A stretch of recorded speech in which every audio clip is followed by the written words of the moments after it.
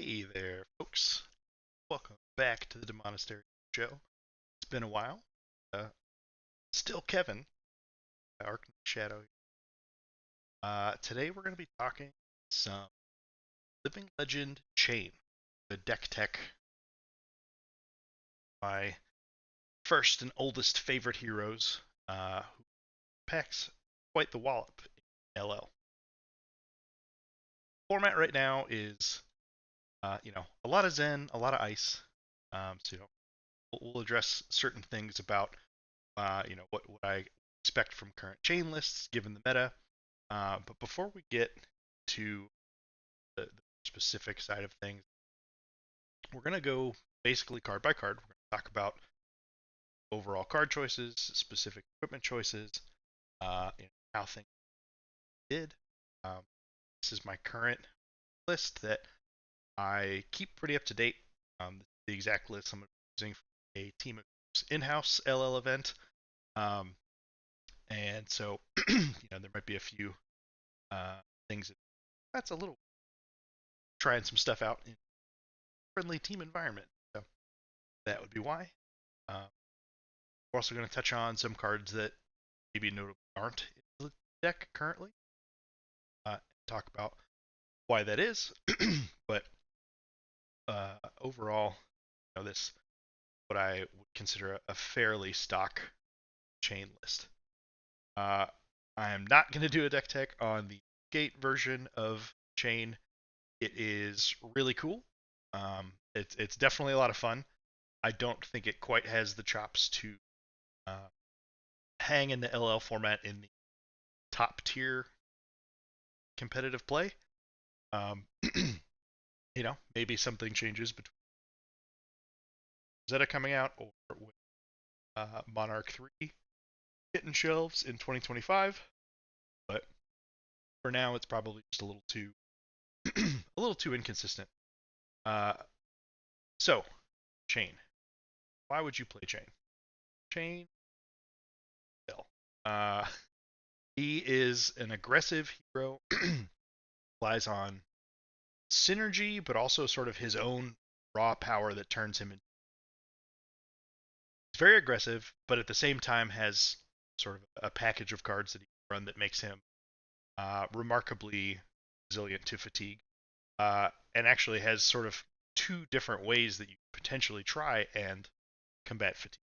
It's kind of incredible as we get down into specific cards and plans. Um, Incredibly powerful.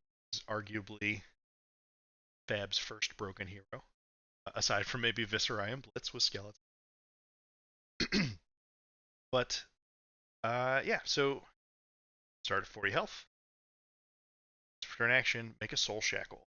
Next, Blade or Shadow action this turn, gain Go Again. There is a lot of power in that text for two different reasons.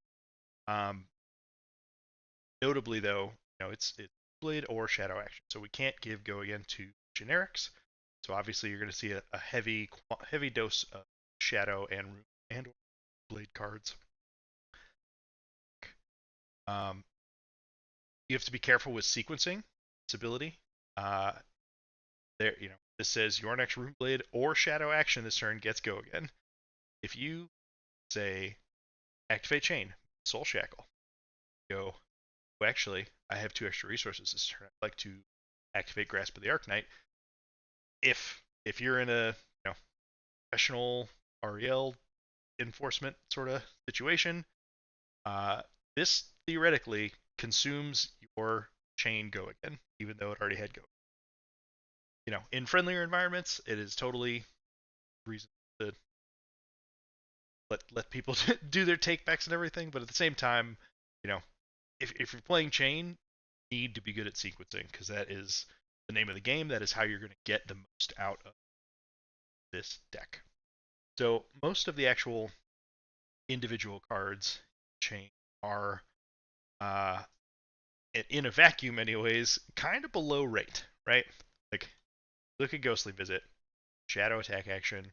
This card numerically is worse than Critical Strike, right? 5/3 block. obviously Critical Strike doesn't have Blood Debt, and that's the major difference. Um, but also, people aren't running Critical Strike in Classic Constructed, right? So like we're worse than a card that already isn't seeing play. Obviously that's in a vacuum. Chane, you activate to get Go Again. You're gonna do it nearly every turn of most games. As you accumulate the Soul Shackles, start Soul Shackles. Here we go. As you accumulate Soul Shackles, you will banish more and more cards from the top of your deck at the start of each of your turns. This means you are going to turbo your pile of cards that you present as the game goes on. Uh, I think I think I maybe have hit. I'm sure I've hit double-digit shackles a few times, but most games don't go quite that long in terms of having your entire deck gone. But it can happen. Um, the power in of Chane, in addition to the on Go Again, comes from the fact that with those Soul Shackles and banishing cards at the start of a turn, be banishing Ghostly Visits, Riftbind, Bounding Demagon, right? And these cards aren't, they're not singularly powerful, but as this sort of synergistic bundle, they become immensely powerful. Uh, there are a handful of high power level all-star cards to talk about though. Soul Reaping. Thank goodness this card is legendary, otherwise it might be banned.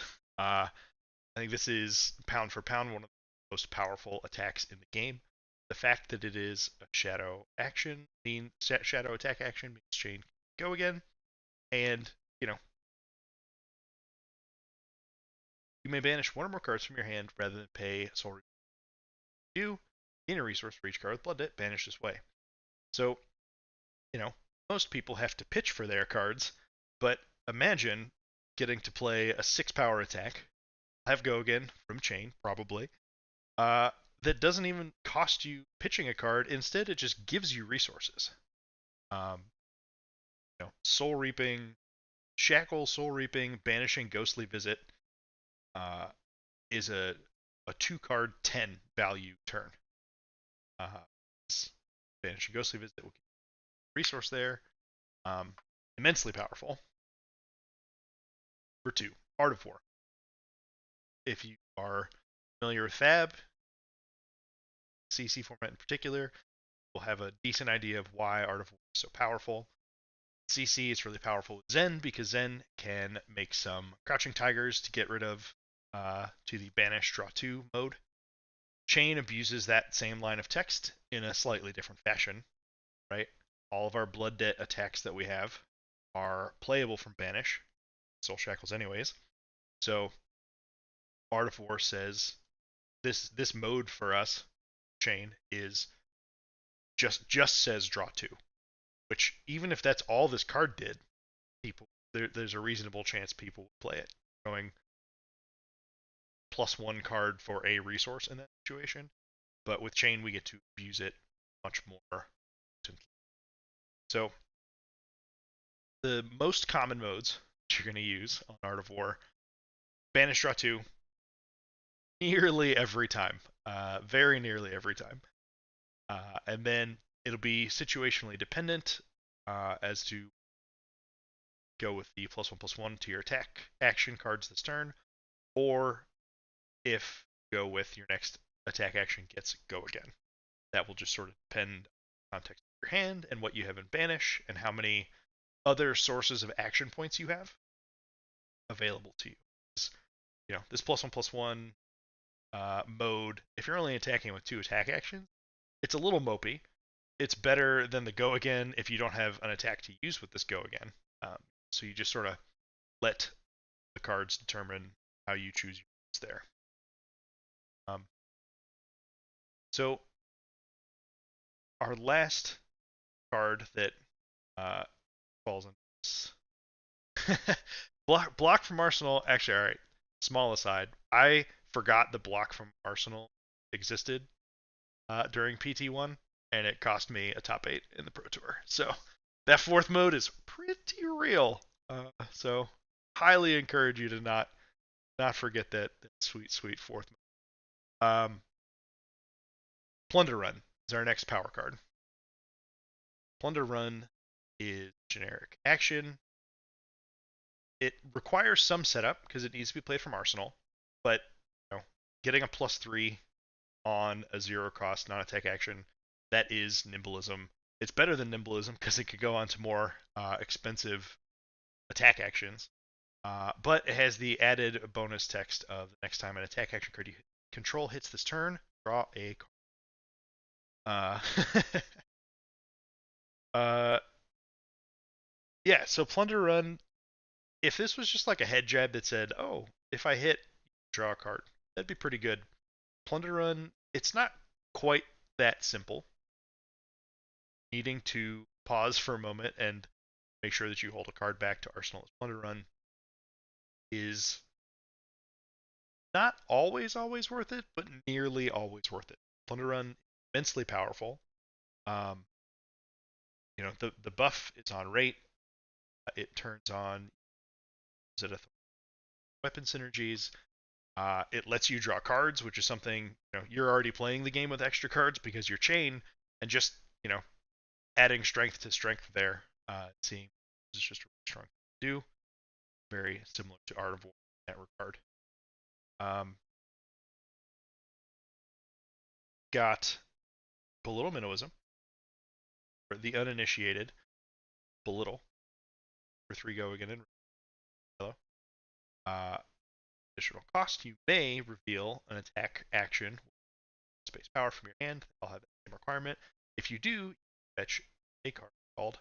So, uh, just talking about Nimbleism and how +3 buff on a non-attack action is a fine rate, a constructed worthy rate on a non-attack like that. And Noism is that. It's just a tutorable version of it. It's Belittle. So in effect, so most of the attacks in this deck are relatively small.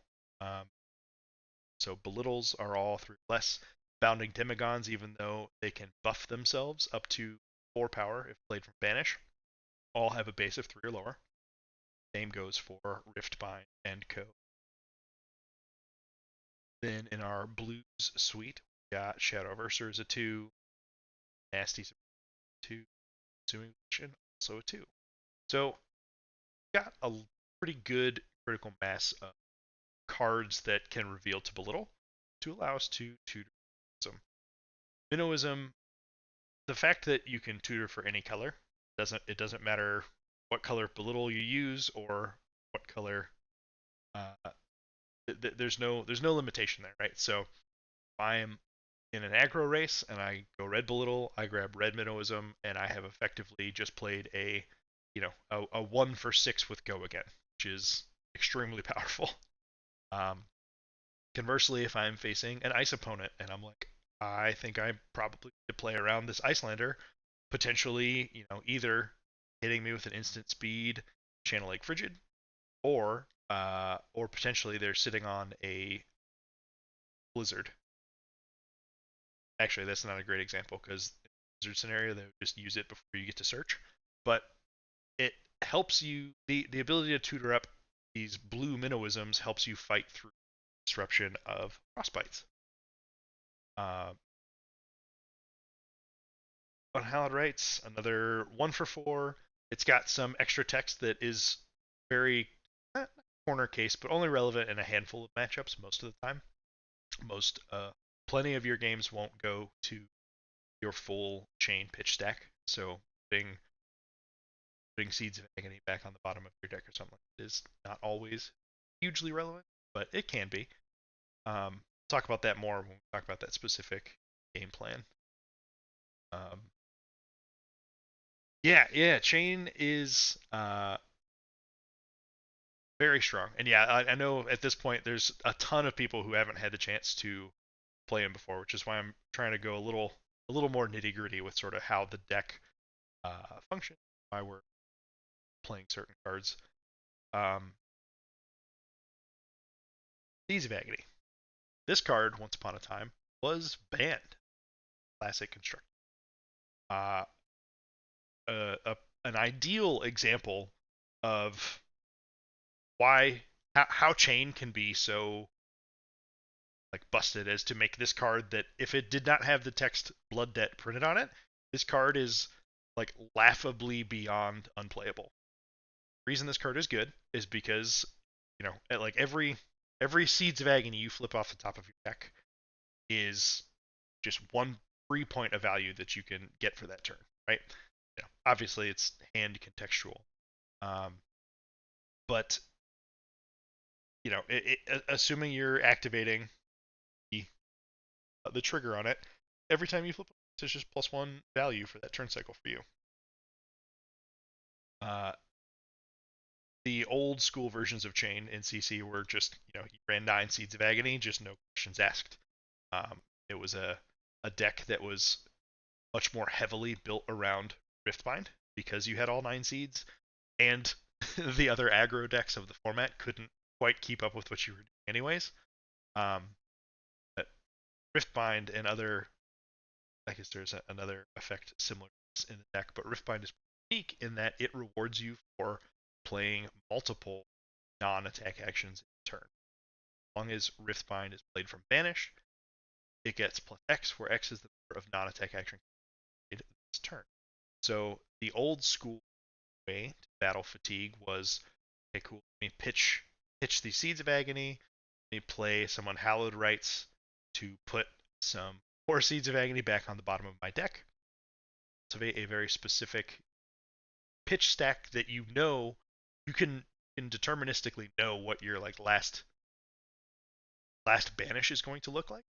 And so you can be like, oh no, I'm down, I blocked a lot, I'm down a lot of life, something, and that last turn you can flip over, 6 Seeds of Agony and 3 Rift Binds, and between Soul Shackle and Spellbound Creepers, you could pretty easily just like, I haven't even done that turn math in a while, but it's a massive damage combo, right? Because if each Seeds of Agony is 1 point, but then every Riftbind you play also gives it a bonus point of value, you're looking at the 340 damage type turns, big game scenarios.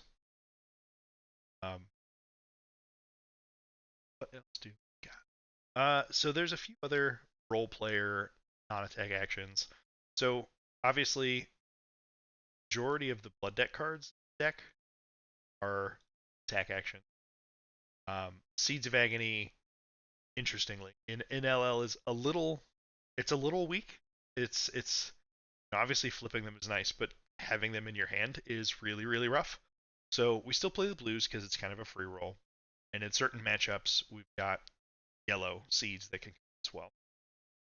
But we're not on the reds. It's a little days gone by kind of thing. So most of our cards we're going to be flipping are attack actions. So to make sure we can fully utilize all of these extra attacks we're going to be flipping, we want to go a little heavy go again enabling. So belittles have go again innately on, which is very nice. Spellbound Creepers in conjunction with our various non-attack actions is also another source of action points for us. But more straightforward, we got Shadow Puppetry, which is an old school all-star. This card used to break people's brains because it was one of the first like buffs that gave plus power and go again that could work on like Command and Conquer. Back in the day, Shadow Puppetry Command and Conquer with go again was just like one of the most devastating turn openers because it just wasn't a ton of counterplay to it at the moment. But Shadow Puppetry is potential card advantage. So it's a weird riff on Plunder Run, right? So instead we get a chance to effectively draw a card because we get to if the attack hits, we get to top card of our deck. We may banish it. There's even more like minute value to it than that too. Sometimes there's just a card on top you don't want on top.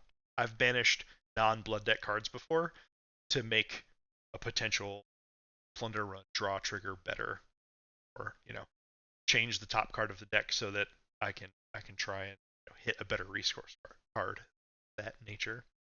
Um, but you know, purely on rate, Shadow Puppetry is a little on the low side.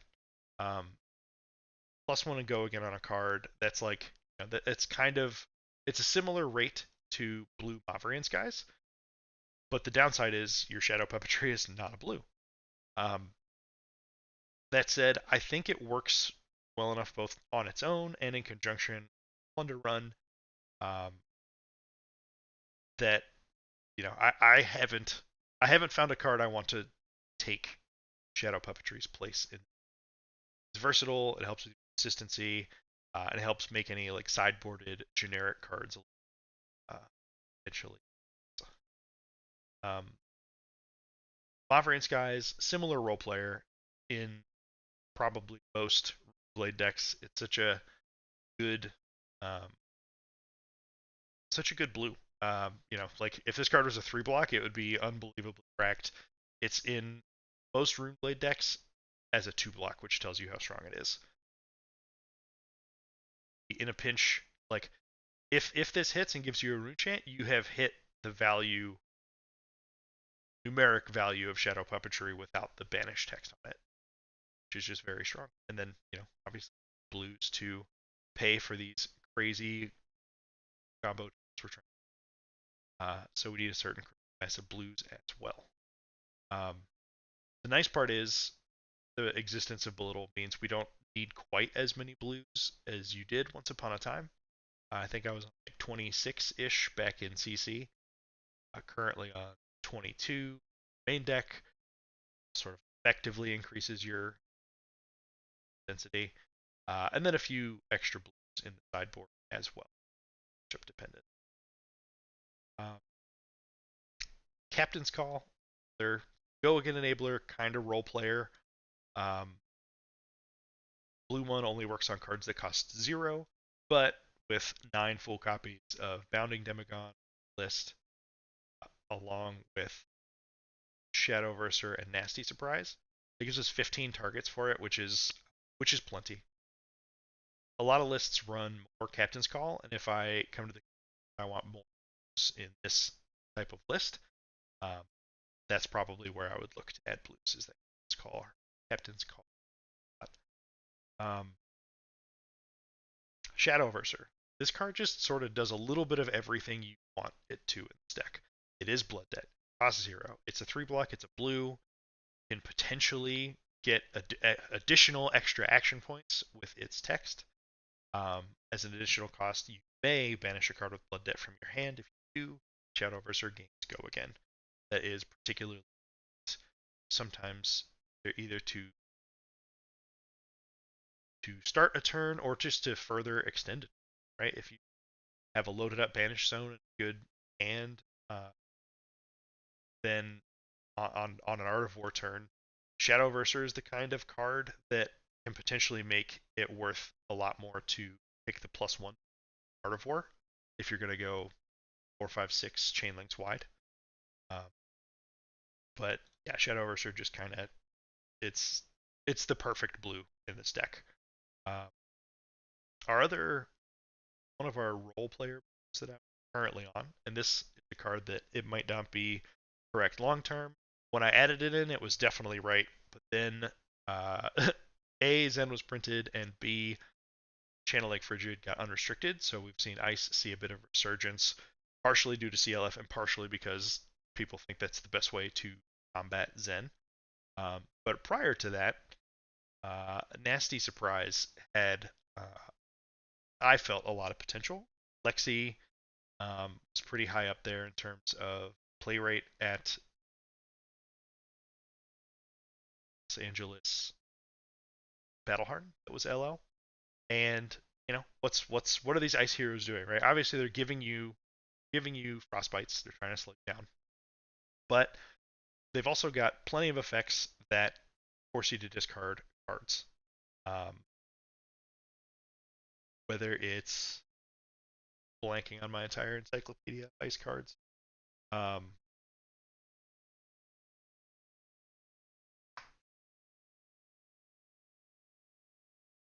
Aether Ice Vein is the uh, staple from that Icelander likes to play.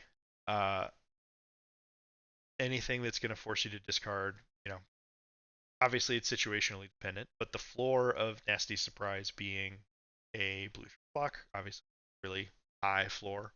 Um, if your opponent hits you with a, like if they Arctic Incarceration, it's a blue to pay through Frostbites. They hit you with Winter's Bite, that is target hero discards a card or pays an amount. Winter's Bite, you just discard Nasty Surprise, right? And just get your value immediately. Any opponent's effect puts it into your graveyard, create those tokens. Um, I think it was Nasty Surprise was particularly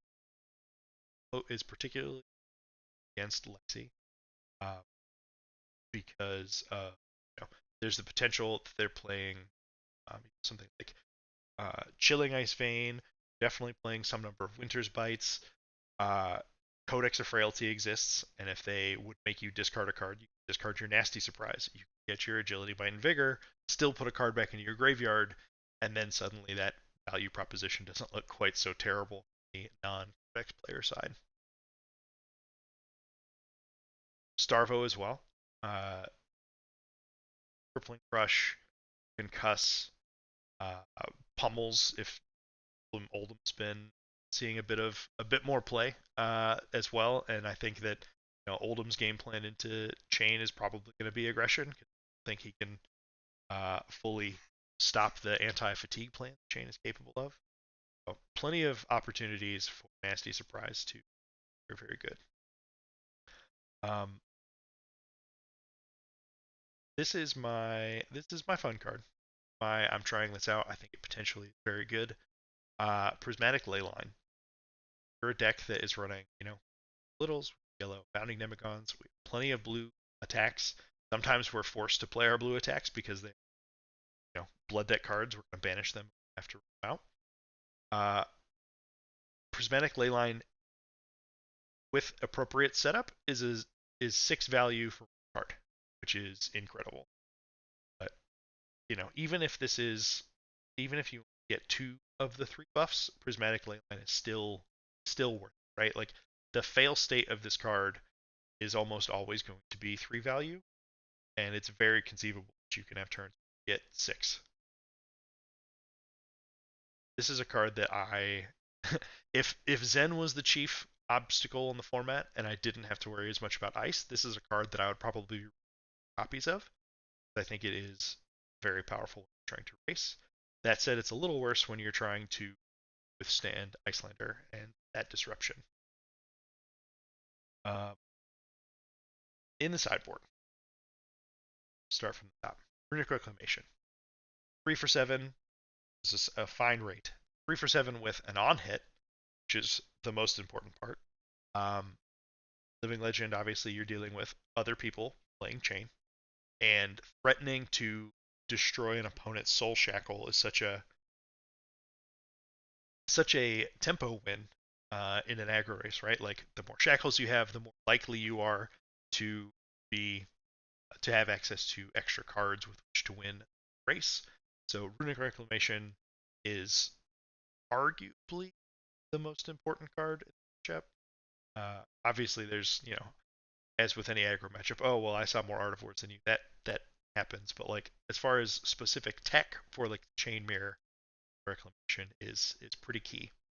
Um, it also threaten other auras as well, so this is a very good card to bring against uh, either Prism, and I actually like it against Icelander a bit as well. Um, One of the scariest things they can do is leave a Channel Lake Frigid in play or like 3 consecutive turns, right? It buys them a lot of time to find the next either it's Blizzard or it's the next Channel Lake Frigid, Hypothermia, Warmongers. A lot of really good disruption there. And Runic Reclamation threatening to destroy and forcing cards out of their hand. They have CLF in play is pretty solid. It's also a Root Blade attack action, so Chane can give it go again. So this card is just fills some pretty good sideboard. It's also a 7 power, which means it can pop a Herald of Triumph out of Prism Awakener of Soul, which is a deck that runs, probably, no, without question, runs 9 copies of Herald of Triumph. Reduces your 6s to 5s, and yeah, so this card checks a lot of boxes for us. Next one, this is a sideboard slot that is almost purely dedicated to Zen. Um, it's just, for all the same reasons. This is good in Classic Constructed. You want to threaten their Artivores, you want to threaten their Transcend cards to take them from hand. If you catch them in the right, like either they're forced to block more than they probably want to, or sometimes you get lucky and catch them in an awkward situation and can't block it out, and you get to steal the card and draw your own. This card is for making them block when they don't want to. There's to it.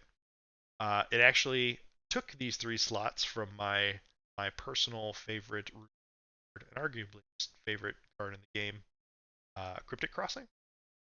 Cryptic Crossing, 3 for 6. Chane can give it go again, and if you pitch a non-attack and an attack for Cryptic Crossing, it gets pummel and match. They discard, you draw. Super powerful. But in a world where, as Chane into Zen, all we want to do is extend the game, Cryptic Crossing firing a minimum of 3 cards from hand, whereas did Weakest Link and Rosetta Thorn to do a 2-card 8 value with a really good on hit, just to trying to fight back in that matchup. Seeds of Agony, these are for you're trying to combo people out a little more. The consensus is still not exactly in when you want all these seeds.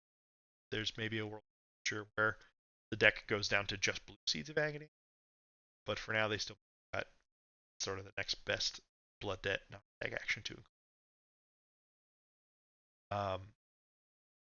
Eclipse. This card is incredibly important, and it is one of it's the most singular important part of Chane's late game. I was alluding earlier, talking about Riftbind and Seeds of Agony and big combo we pop off turns like that.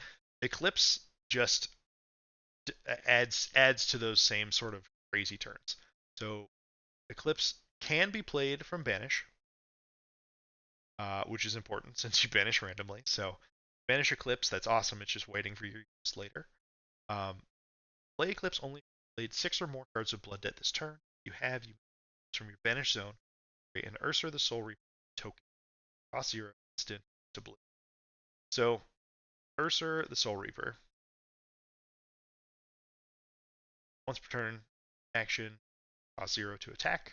It is a 6/6 demon ally. It's notably a shadow token.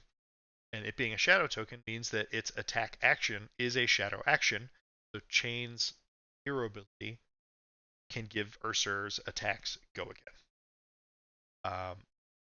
When Ursa's attacking hero with cards in their soul, the attack has go again. Occasionally relevant into Prism, extremely infrequently though. They are aware of this text and will try and not keep cards in soul for exactly that reason. So if you are facing, let's say you're facing original Prism and they are, they're trying to fatigue you. They want to use their 3 copies of Arclight Sentinel, Warmonger's Diplomacy, and just run you out of time, right? They want you to banish your whole deck, burn through all your resources, and then, at the end, they're trying to be left standing. So when they take that approach, you need to Prism defends well, like weird little amounts. Defends that pretty well between Phantasmal Footsteps, Spectral Shields, and just a deck that can block pretty well. Obviously, it's like Soul Shield, Sync Pool, good defense reactions. They just want to outlast you. So instead of, burning through all of the resources that you have every turn, what you want to do is build up a specific banish over a few turns. Obviously, you need Eclipse to off this play, um, but flipping Seeds of Agony, flipping some Shadow Versers, and Bounding Demigons, they're all 0 cost cards that are all Blood Deck cards. You just need to do 6, so Seeds of Agony makes that a lot easier. Um, just don't even consume your, well, they technically consume your action point. They give it back, so you can just rattle off a bunch of seeds, and then play out your aggressive turn, and then at the end of all of it, basically wait until like, cool, I've played all my attacks out, I hit you a bunch, I've played 6 things with Blood Debt, Eclipse, drop your 6/6 and swing with it. It's free. Um, it helps you make a really explosive turn even bigger, and then subsequent to that point, this is an ally. They have to deal with this. There's no Phantasm here. They have to hit this. They have to deal 6 damage to Ursur to take it out of play. And that requires them holding back cards. But you, as the Chane player, you're still going to be banishing. You're still going to be attacking, and you just get to start every turn for the rest of the game by making a Soul Shackle and swinging for 6 with Go again with Ursur. That was just like where you start from then on out. Um, it's extremely powerful, and they can't just let it sit there because long enough timeline. This will fatigue them if they're having to block it out. So Eclipse is just part of the package. It helps your most explosive turns be that much better. Um, Invert Existence, instant Shadow Blade. Costs 1. This is simultaneously a card to make casting Eclipse easier, a Blood Debt instant card. It's also a good mirror. Uh, so if you banish an attack and a non-attack of an opponent's, to deal 2 arcane damage to them. If you are in a late game scenario into an opposing Chane, our carry and husks will be banished. People maybe have some blood debt, and you sell it on the aggression because you need to try and finish your opponent off. And your opponent goes, okay, I'm at 3, or like, I'll go to 4 because I take a point of blood debt from my carrion husk, chill, and banish, pass the turn to you. It's like, great. Invert Existence, or their turn ends. Banish 2 blood debt cards. Ideally, at this point, when you're doing this, they're out of action points so that they can't just play them, because otherwise this is a bad idea. But if they're out of action points and resources, right, and the coast is clear, you can turn Invert Existence into a 4 damage spell by banishing a pair of opposing debt cards. Yeah, it's this card ends a lot of chain mirrors, which is a little funny. But overall, just a solid blues. Mutated Mass. This card is finicky and looks very, very strange. You may play Mutated Mass from your banish zone. Its power and toughness is equal to twice the number of cards in your pitch zone with different costs. So, if you pitch any 1 blue and then swing with Mutated Mass, 2 power. Basically, it checks a lot of boxes, right? It's Blood Debt, Shadow, attack action, it's another blue, and realistically, as long as you can swing Mutated Mass for at least 4, then you just ran a blue copy of Ghostly Visit. Um, Obviously, the no block aspect of it can be a liability. That's why we're only on 1 copy, and that's why this is the first card that comes in against Icelander. When you end up with a bunch of cards in your pitch zone because they're trying to tax all your resources, well, suddenly you have a 0 and a 1. If you have a 0 and a 1 cost in your pitch zone, and maybe you run in, for the sake of argument, you run in weakest link for some reason. If you end up with a 0, 1, and 2 cost in your pitch zone, suddenly this is a blue 1 for 6 that you give Go again, which is pretty crazy. All in all, just a solid role player, but very cuttable if the situation uh, deems it necessary. Um, Last but not least of our deck cards, got Time Snap Potion. Pretty simple. old school card here. Destroy it, gain 2 action points. This card has 2 very important roles. The most important role is Arclight Sentinel Deterrent. Arclight Sentinel is how uh, Prism can potentially try and stop Chane in the late game. Obviously, Warmongers as well, but that one's restricted, so they can only copy. If you open a game in the first couple turns against a Prism Time Snap Potion, suddenly you just force their game plan to change. Because normally, Prism players, they will wait for all but your final banish, all but your final Soul Shackle, start of your turn. They will wait until you've banished all but the last one, and at that point they have priority before the final card gets flipped, and they can Arclight Sentinel you before you have a chance to attack on your turn. There's a problem because it means that even if you send an attack, it goes into the ALS. It doesn't count as having attacked or activating Spellbound Creepers, and your turn is just done. You don't really have recourse to that. With a Time Snap Potion sitting in play, that same play looks terrible for Prism Seat. So if they Arclight Sentinel you, they have to spend, that's at least a 3 card play, right? Even if they have 2 blues and the Arclight Sentinel, even if the Arclight Sentinel is an arsenal, they have committed half of their hand to stopping that attack.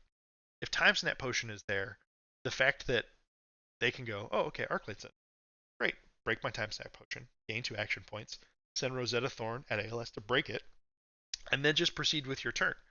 So like they have taxed your resources a little bit, yes, but at the same time, it leaves them much more exposed on the back end. So Time Snap Potion is like just the ultimate ALS no. And then also when you get to those really late turns, we're trying to combo off with your pile of cards and banish. Time Snap Potion, after it has successfully dissuaded Arclight Sentinel from being put in play, you can break it for an extra action point, right? Like if I'm staring at a pile of Bounding Demigons, Shadow Versers, then it just rains on more damage on the big turn. That said, don't break this if you're not about to end the game by getting this action point. That can come back to bite you very easily. Yeah, this is your ALS answer. It's also good if you run into an Oldhim, or even potentially a probably a little too risky against Starvo because they're going Jackpot Casino and trying to be really aggressive. You don't want to put no blocks in your hand. If you're confident that a Starvo is going to try and fatigue you, or that an Oldhim might be trying to fatigue you, Time Snap Potion can be good there too. Just to set up a really big turn that the fact that they're trying to defend you is just borderline irrelevant. Alright, back to the start. Not sure why I didn't start with equipment first, but we will touch on that now. Rosetta Thorn. This card is bonkers. 1 resource, 4 total damage when it's turned on. Even the failsafe of a 1-2 is not that bad, and Chane's ability lets you sort of tack that on to your other generic thing, right? I had an example earlier, like, oh, if you just want a 2-card hand, you can send Rosetta Thorn 2, go again from the Shackle, follow up with Weakest Link, right? And then suddenly that looks like a 2-card 8 with upside because you got the Weakest Link being threatened. It's extremely flexible. For a weapon, it's extremely on rate. Actually, it's probably just above rate. But even if it was just on rate, the fact that it's 2 and 2 split damage is extremely important. So this is why we are playing attacks and non-attacks in this deck. It's not exclusively, but almost exclusively to let Rosetta Thorn be its wild busted self. Our other option, weapons, notably absent, Duskblade. This card is absurd. This card was destined to break Classic Constructed in half if it ever saw the light of day. But Flesh and Blood looked very, very different at that point in time. There's no Warmonger's Diplomacy. I believe that was before the days of Hypothermia. Even though there was Channel Lake Frigid on the horizon, because this card came out in Tales of Aria. It was going to come out with channeling Frigid, but they could see the writing on the wall. It wasn't going to be enough to stop Duskblade from being oppressive. Living Legend is very different than 2021 classic constructed format. In addition to the Ice of Tales of Aria, we've also had the Ice of Uprising, uh, and on top of that, we have the advent of some more disruptive cards out of Rangers. Lexi in the format wants to make you discard. Um, Anybody who can run Hypothermia runs a copy of Hypothermia. It's restricted, but it's still very good. Uh, most decks are going to run their one copy of Warmonger's Diplomacy. Uh, there's just too many ways to disrupt this. Not to mention that this just has its own built-in fail rate for accruing the counters, right? So the first time you attack with Duskblade, the first counter on, you have attacked for 3. That's if and only if you have attacked with a non-attack action, or sorry, if you have played a non-attack action and an attack action before swinging Duskblade. So you have to swing this weapon 3 times, and at that point you've broken even on total damage output of Zetathor. But your damage is more blockable. You swung for a vanilla 3 with no on hit and no evasion, right? So they can, if they block with a 3 block 3, a 3 block when it's 4, a 3 block 5, you have dealt 3 damage across those 3 attacks. A little oversimplification, but also true. Rosetta Thorn, on the other hand, for those same 3 attacks, is sending 2 and 2, 2 and 2, 2. And just it's much harder to efficiently block out this damage, which is why Rosetta Thorn is so powerful.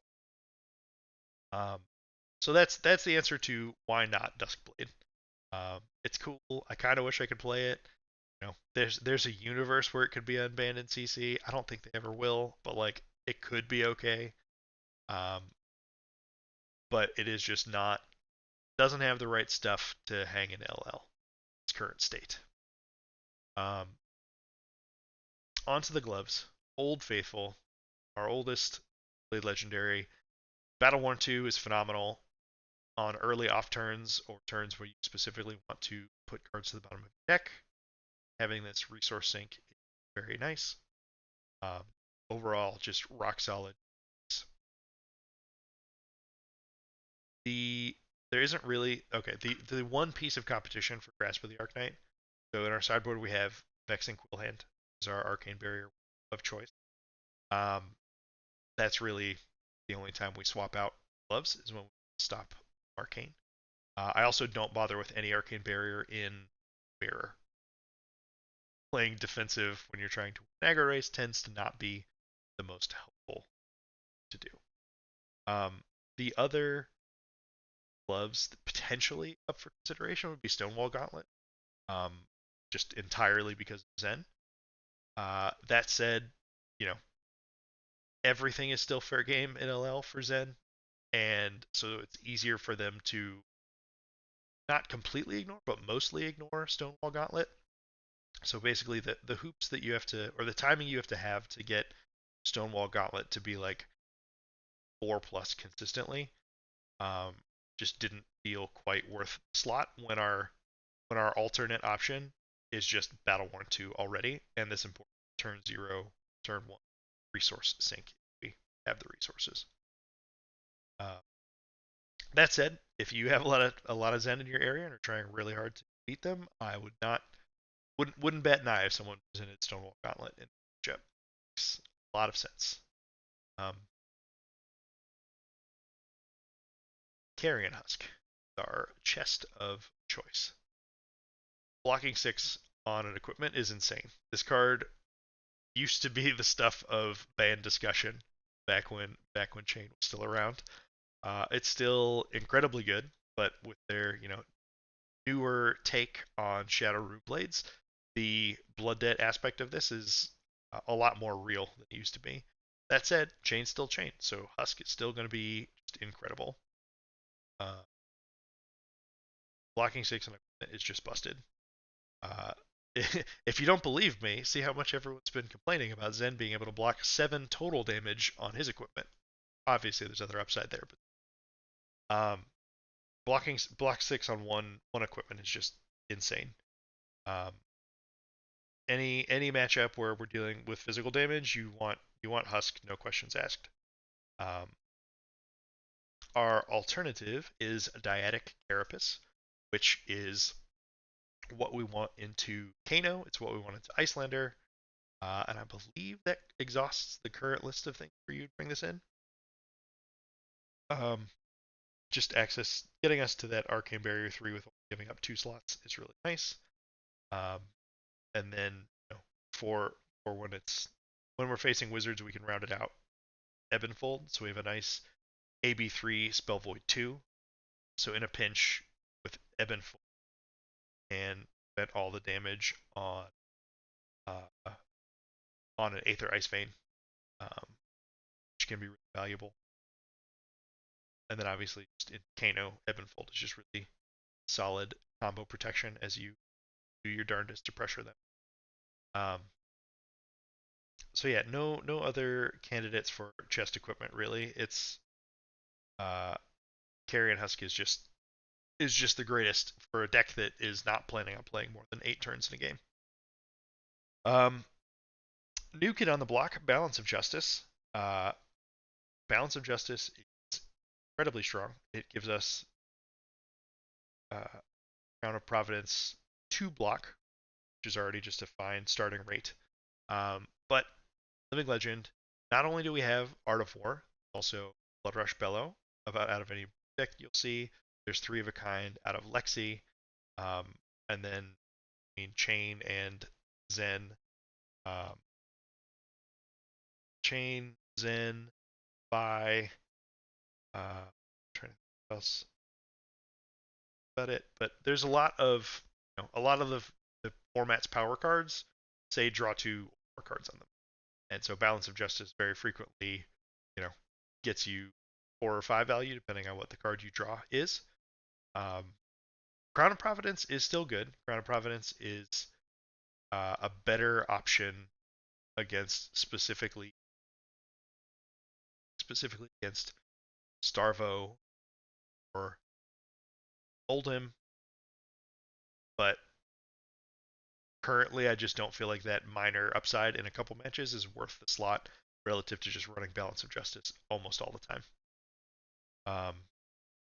Ebb and Fold, rounded out, touched on this. Spell Void 2 is what it's here for. This is also if you know that a Prism player, uh, if you know that someone's going to try like full fatigue you to the point where they all but forego playing offense into you, so you don't think you need the defense value of Balance of Justice. Ebb and Fold, it's a really nice get for a couple reasons. The biggest one is if you're playing into someone where you know you need to eclipse them. Ebb and Fold's activated ability lets you put Eclipse into Banish Zone and turn it into a fresh card, and then this is on standby until you need it. Um, Otherwise, it's just a fine card. Uh, if you're close to a really good pop off turn, banish a card from your hand. If it's Shadow, draw a card. Riftbind from hand is only a 1 for 3. Doesn't get the buff if it's not played from your banish zone. So you there can be times where you're like, oh, okay, it's worth 4 or 5 points of damage to get this Riftbind in banish rather than hand. Um, that said, most often you use it to make sure that you set up your combo turn sufficiently. All right, so that covers everything. Really. Um, there are some more cards, which I've scrolled past these a couple times, that I wouldn't be surprised. Like if you told me these cards in your deck, I wouldn't bat an eye. It would make complete sense. Um, just go down the line. Amnesia, generic sideboard hate, particularly for Zen. This is the card that Command and Conquer and the Weakest Link, sometimes they line up in a way that they're not particularly good. Amnesia always off as enter or Armor Black too. I like Weakest Link because there's a slightly wider area of applicability, but It's really whatever you think is best for your situation. Um, Command and Conquer, tried and true. It's good in aggressive mirrors. It's good into, um, it's just cards good production. Uh, the advantage of Command and Conquer is it's useful in a wider variety of situations. Um, Whereas Amnesia is extremely narrow, but more potent for specific situations. Um, if you are trying to race and find that you want more uh, discard effects, Consuming Volition is pretty solid. We have the blues of this in the deck to make sure that that we don't have a. You're not going to beat Zen by just trying to outnumber him because early on you can't outnumber Zen early in most games. Um, but Consuming Volition is a 1 for 4, which is nothing to write home about, but it demanding a card if you dealt arcane damage is very good. I'd imagine most Zens don't bother with Arcane Barrier into Chane. So if you on your first turn set up a Rune Chant and Arsenal of Consuming Volition, this is a pretty decent. Just demands respect. They respect that block it or just be down a card. The next two, Howl from Beyond and Seeds of Agony. These are the next two reasonable options for Blood Debt non-attack actions. Howl from Beyond is just a +3 buff. Play from Vanish Zone. Cost 2. Like, rate-wise, is pretty poor. Back in CC, when Seeds of Agony was banned, this was the only Shadow non-attack action you bothered to play generally, at least like in the main deck. Um, and this sort of formed a interesting engine with Unhallowed Rites, because you could, play Howl from Beyond, Soul Shackle, play Unhallowed Rites, swinging for 7 with Go again, and putting the Howl from Beyond you played back on the deck, which got you stacked up for the late game when you would have, if you stack it correctly, you can do a pretty good job of making sure you draw 4 blues, and then you banish multiple Howl from Beyonds and have multiple Rift Binds standing by. So that's how you set up a powerful late turn. With Seeds of Agony existing, I don't think Howl from Beyond is necessary like it used to be. Um, if if your goal is to set up a wombo combo late game, Seeds of Agony is just more efficient um, throughout the rest of the game and more efficient on that last turn. Makes it easier that you don't have to absolutely have exactly the 4 blues you expected, and you can still have a major pop-off turn game out. But for now, neither of them make the cut. Swarming Gloomveil I see in a ton of Chane lists, and this card's really great at always being 3 value for you. Um, make a Soul Shackle. The Soul Shackle is aura, which means this is a 0 for 3 go again almost all the time, or anytime you've made a Soul Shackle. Um, so it just helps you extend hands. It's good on Art of War turns. It's just pretty solid in general. I don't personally, but at the same time, I've seen it in tons of lists, and it's an entirely reasonable option. Uh, the fun, I think it also used to be better when the decks were running Revel as well. Cheese some value there, Revel your opponent, but overall, this is just bounding Demagon that you can't play from Banish. Is pretty much how to look at it. Cryptic Crossing, my personal favorite. This used to be my go-to big attack. So early on, when Chane is still working up Soul Shackle, Soul Shackles, it doesn't have a ton of oomph behind the offense early. Sometimes you can, you just draw hot and that happens. But Cryptic Crossing fills a role that back in the days of Seeds, Chane, CC, the Chane decks would run Command and Conquerors, they would run Enlightened Strikes, and those were just your solid value attacks that you threw at your opponent that worth enough that they had to respect it or take a good chunk of damage, and that bought you the space to let your shackles sort of accrue and take over the game. Cryptic Crossing, I think, is just a better version of that in general, right? So admittedly, it requires like a 3 card play to pull this off because you have to have pitched 2 different card types for Crossing to have its text. But when you're trying to set up for late game scenarios, anyways, there are certain cards you do want to pitch to the bottom of your deck. If you pitch a red Bounding Demagon, a red Riftbind, and a blue with Cryptic Crossing to send 6 with Snatch on hit. Uh, Chane's ability lets you give this go again. All of the buff spells in the deck cost 0, right? Prismatic Leyline, Plunder Run, Shadow Puppetry. It's all cost 0. So play them in front of Cryptic Crossing and it doesn't mess up how you pitch because you specifically have to have pitched both of those card types for Cryptic Crossing. No pitching beforehand for this to work. Lead the Charge is just another go again enabler. Uh, if Prism ever becomes more prominent again with more ALSs, Lead the Charge is great because this does a uh, time snap potion type impression as well. It also makes it really easy to sequence your combat chain as far as getting full benefit out of a combat chain without giving up value to decks trying to play Phantasmal Footsteps or Rampart of the Ram's Head. They can potentially block with times. Tomify and all. There are people that swear by this card in the mirror.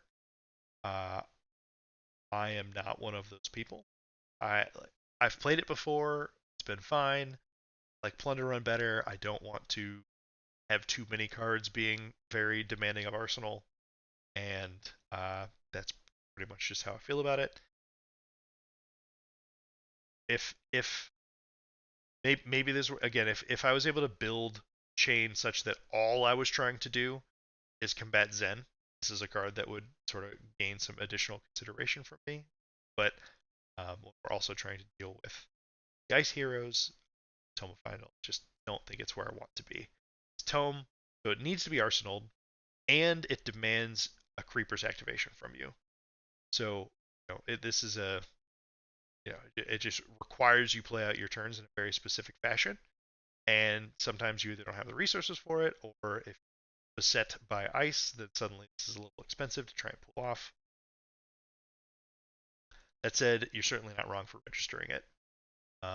These last two, Shrill of Skull Form, make a Soul Shackle, the blue that comes in like a 2 for 5. And in Classic Constructed, this was great, right? This let it sort of be a respectable enough attack, kind of like Cryptic Crossing. Obviously, there's no on hit, but it was enough damage that it was still required some respect of your. Otherwise, it's like a 2-card 7 value out of a blue, which is good. You get to Shackle and swing. But Living Legend it has reached the point where things are a little too unfair. I don't need just 5 damage out of my blue. What I need is an effect like Consuming Volition. Either is going to demand some equipment or a card from my opponent's hand, or a blue that can punish my opponent when they try and punish me with discard effects. That's pretty much the reason for that. Vexing Malice, similar story to Shrill Skull Form. If I wasn't trying to beat Zen, Vexing Malice would be back in the deck, Consuming Volition in all likelihood. But gotta play to win. So we swapped some blues out, and this can give us a better shot in that matchup. Yeah, so that covers all of the cards in the deck. Stuff we could be playing and aren't. So you have a few general game plans with this deck. Basically, have your aggro loadout when you are the faster deck. You have an aggro loadout for when you're the slower deck, which is a relatively new phenomenon for Chane. And then you have an anti-fatigue package, which we talked about a little bit. For aggro decks where you're faster or tied, right? So either if you're facing an opposing Chane, bring in Runic Reclamation. That's what this card is for. It's phenomenal. You don't have to do much else to tweak your deck for that matchup. Trying to play into Zen. speed is the name of the game, and if you can't be fast, you have to be disruptive. Basically, the reason we're on the weakest link, and there's a very real chance that I'm confident that I'm a little light on disruption for Zen with this list. That said, Zen isn't the only deck in the format, even though it's a very good deck. Um, so that's what we're starting with, and when I get more reps into it, maybe I'll see about tweaking. But ideally, you want to block more in the early game when you have less shackles. Uh, right? So the reason that it's weakest link and not cryptic crossing is it lets me block with one more card from hand, or that sort of thing, right? So if I block with one more card early, that's +3 life for me over the course of the game, and I still get to send back 8, threatening a disruptive thing while we reach the point where my Chane soul shackles let me potentially compete with Zen's output. That said, sometimes you're just going to get 50'd. Stubby Hammers is insane. Art of War exists. Ancestral Harmony is crazy, and sometimes they just play 3 anthems and Stubby Hammers and 60 you and you die. Um, but that's LL. We're here for a good time, not a long time. We're here, powerful stuff. I think that mostly. Um, Other matchups. We face Icelander. We want more blues. So Invert Existence can come in. It's not the best. Invert Existence, Mutated Mass, Time Snap Potions are all reasonable. Sometimes they get the better of you and are able to force your hand on a turn stopping, right? If they just out disrupt you. So even if that happens, throwing a Time Snap Potion into very reasonable.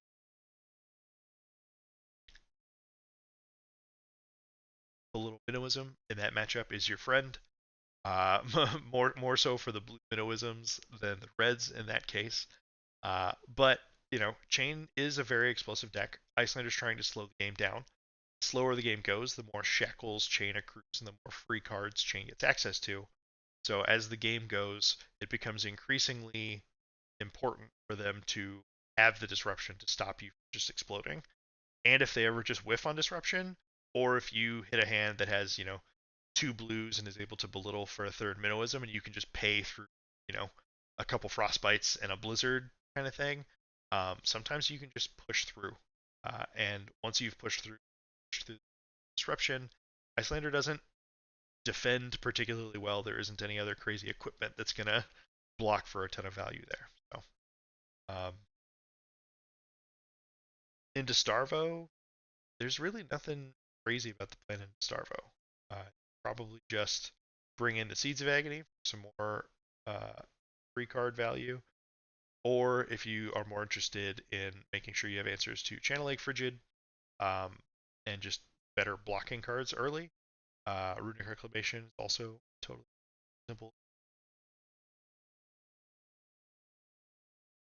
Yeah, so that about covers it for deck 10. I am going to take a quick break here, and when I come back, we're going to hop into some Talishar LL matches. So stick around and chat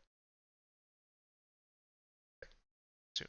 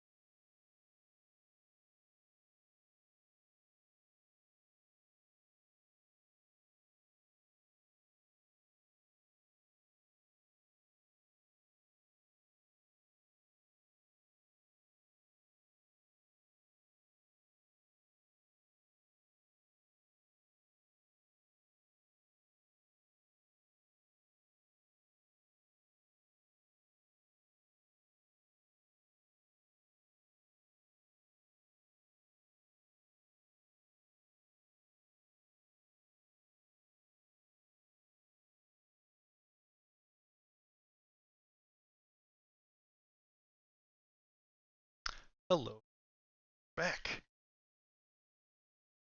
to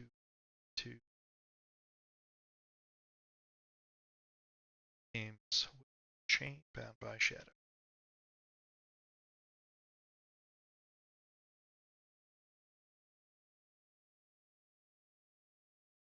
Favorite.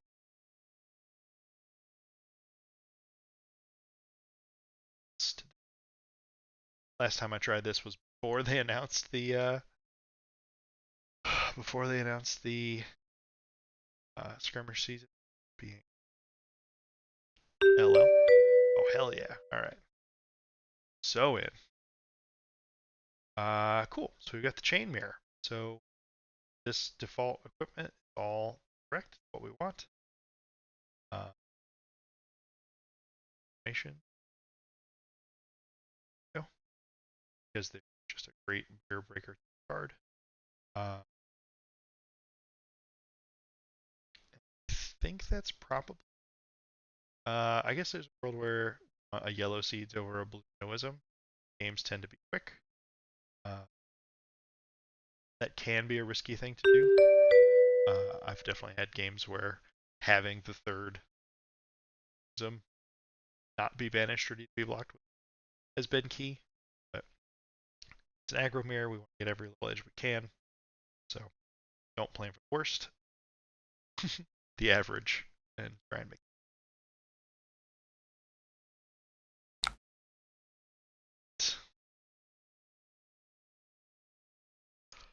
Well, kind of a busted opening hand. So I can think I went crazy with it. Okay, they brought Vex and Quillhand. That's good to know. So they can stop Arcane. Go ahead and start by making a chant.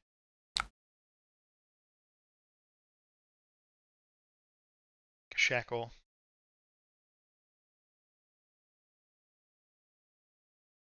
Arsenal Soul Reaping and pass. Be primed pretty solid.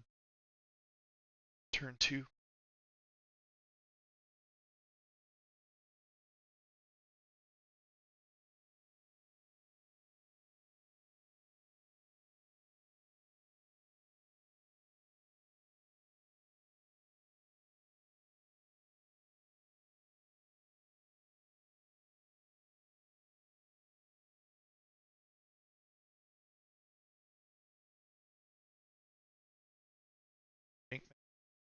Shack.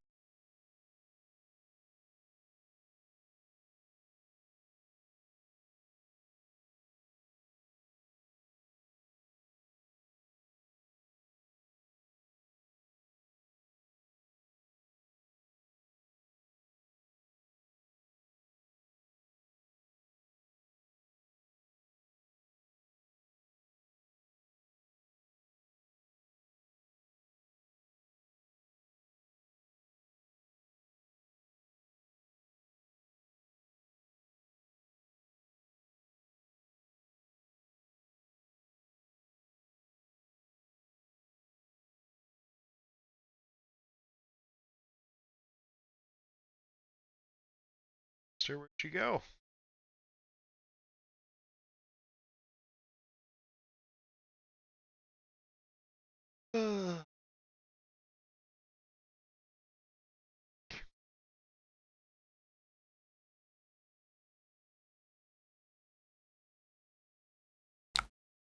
Hey, there we go. Be patient. Cool. Action point up. We don't want to give them a chance to cards from hand. Doing it. Do.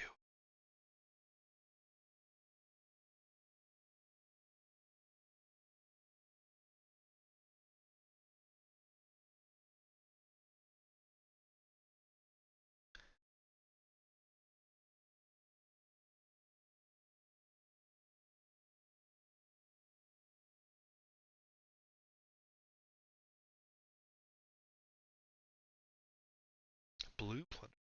Throw back.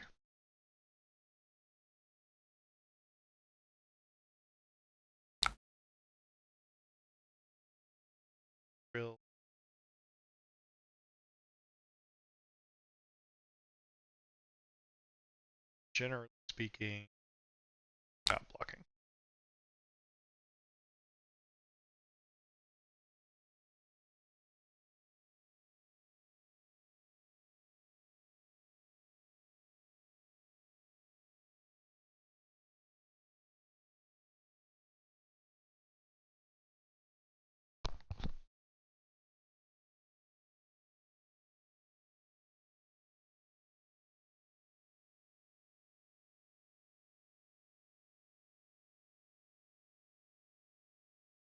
This is 8. Just if it's 8. Got go again. Soul Shackle. It gets +3. Soul Shackles Aura, and then +3.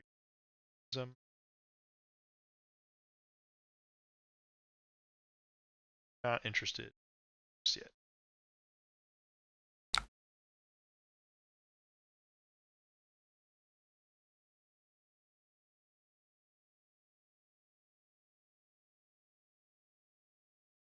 We need Bounding Demagon in hand to banish Soul Reaper for it to give us +1 resource. 2.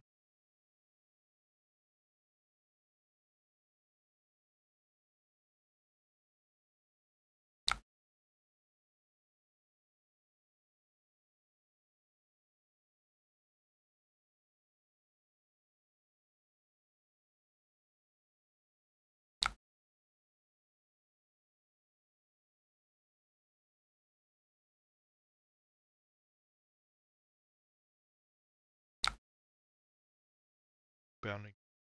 Okay. So, got Soul Reaper, banish Bounding resource. Basically, the question I have is changing Mauvrion Skies for this turn. Yellow Belittle. But I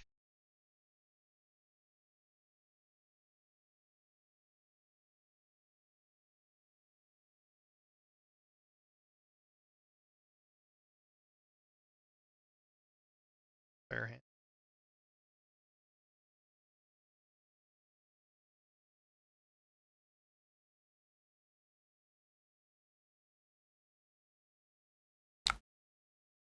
Shackle. Soul. Fun fact: you can banish any card to pay Soul Reaping's cost. You just only get a resource if it's Blood Debt. But Soul Reaping works with any other card as well.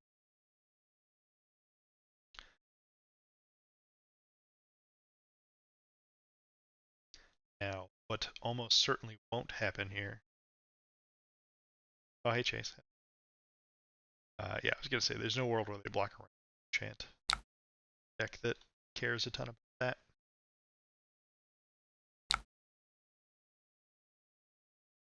Okay, so resource.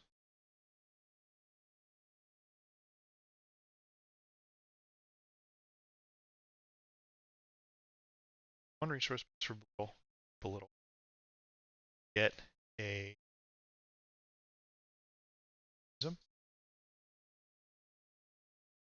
pitch, Yellow Belittle, Creepers. So we play it. Actually, we might not even need the Creepers.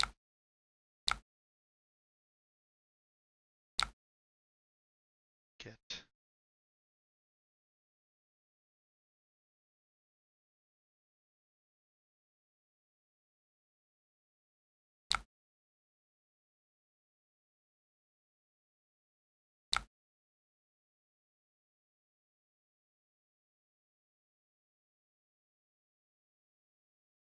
already burnt Shackle again.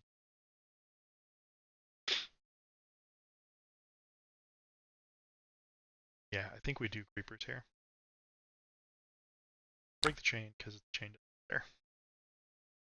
Don't tell Chane.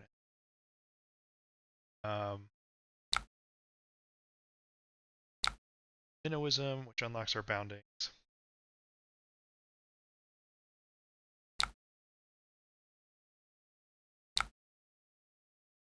Creepers to instant speed this Mauvrion Sky, so now we're 2 action points.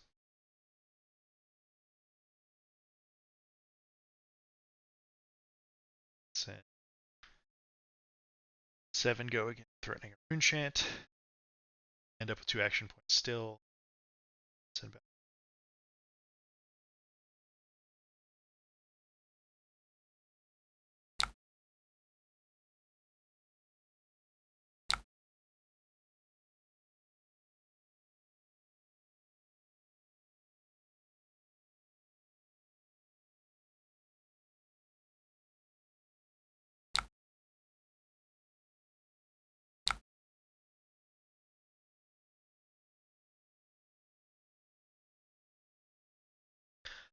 Not bad.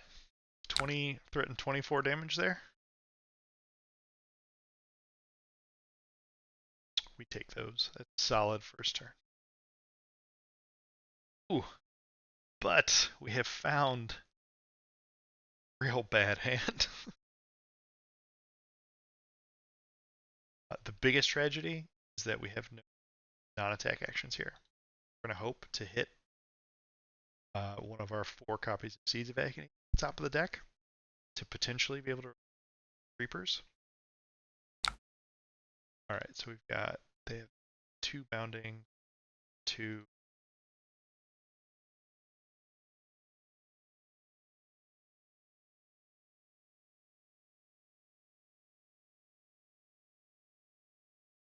Not blocking yet, at least.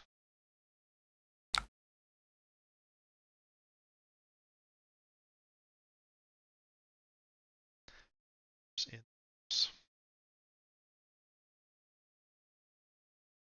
okay. Shebang coming. Not.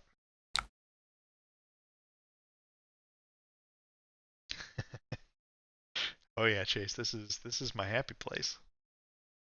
No on hit here.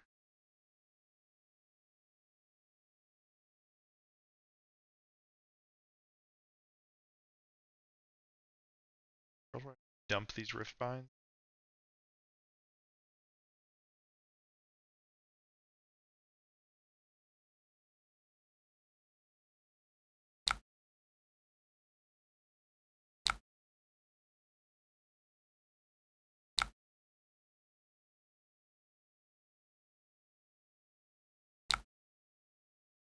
Alright, so we got 3 and more.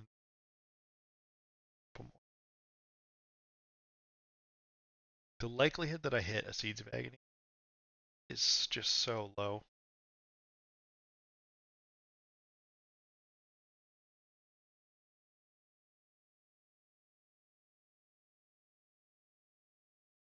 Just yeah, I can't get other non-attack actions out of this.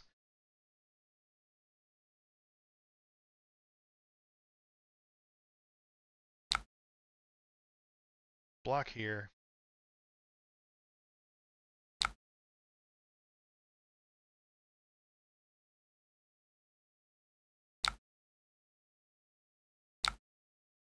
Take Chane because I missed.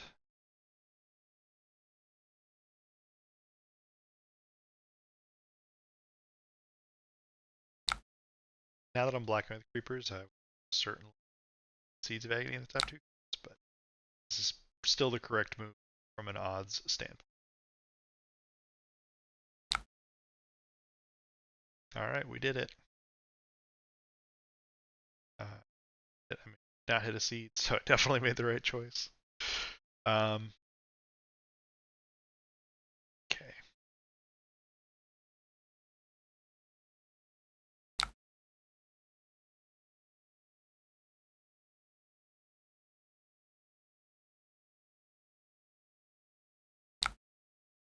It's mopey, but at least we got some defense out the last turn.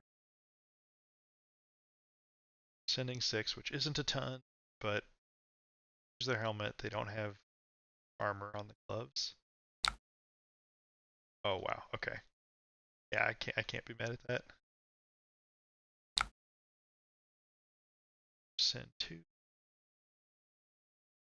Certainly 2. See what there's a litmus test for a lot of Chane games. Not always 100%, but being the first one to have to use your husk is generally not a good sign for how a game is going.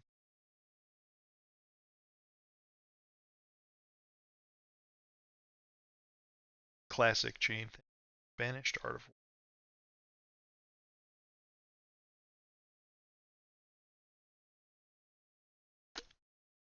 War. Oh, hell yeah.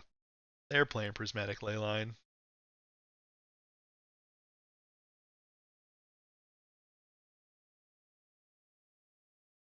Oh, man. There's no... That card is sweet. I love that you just played it against me.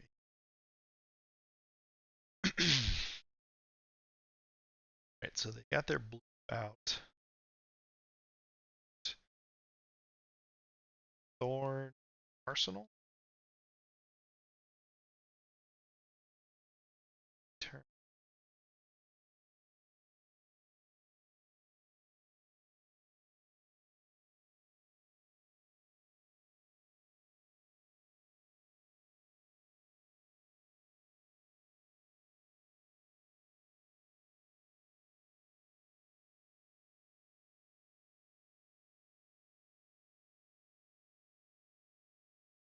Do I want to block with my husk is the question here.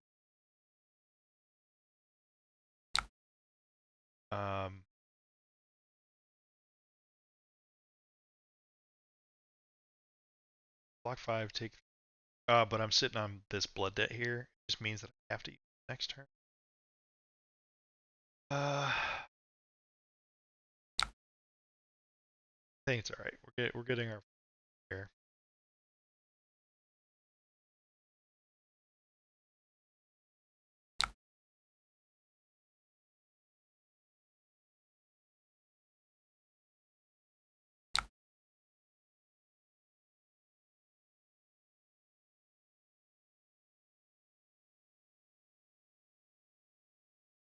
Two. I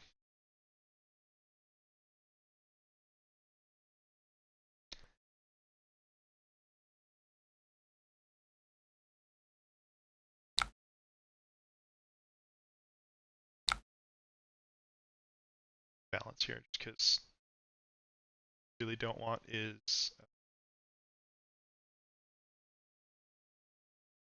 don't want to get to the point where you crack Balance of Justice. I guess I didn't have to do that, but all right, we whiffed. So we're just working Bounding Demic extra.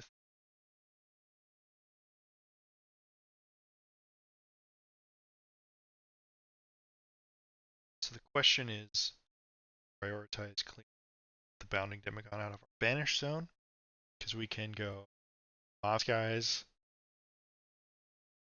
Oh, that sucks though because they're both on power. Don't think.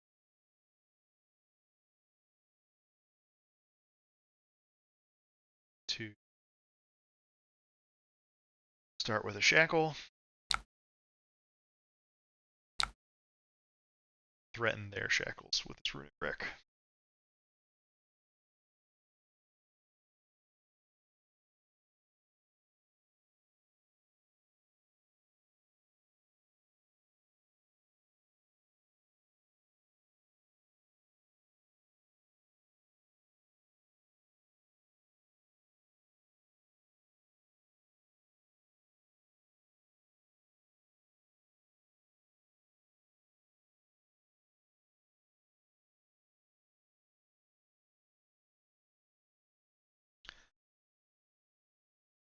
And because we're not going to get it back around to portion of our deck where it matter, I'm just going to throw out Bounding down for 3 as the follow-up.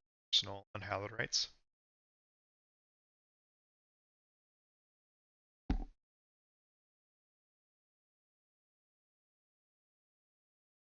Yes.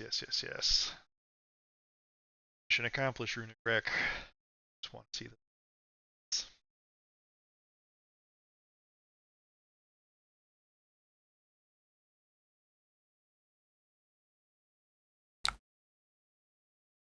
Okay.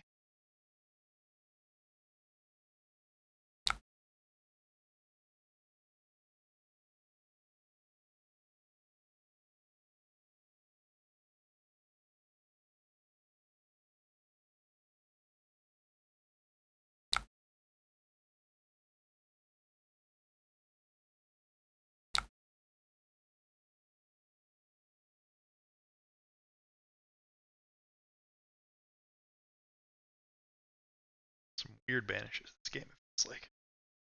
But maybe it's just because I'm playing on Talishar and not on paper.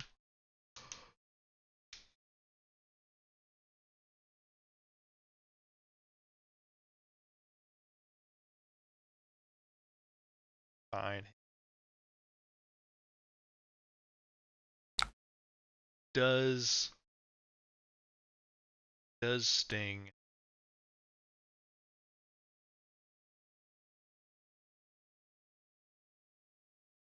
Sting to not have creepers here? I'd love nothing more. We rip off the top and to creepers in puppetry, clear bounding Demagon will play it.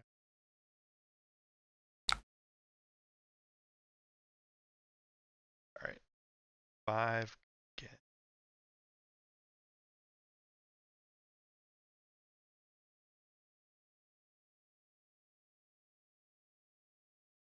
Just take 5.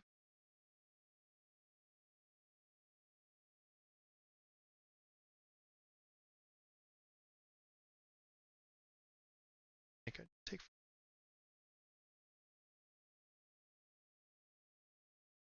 Currently, the potential turn threatening is scary, but also fragile.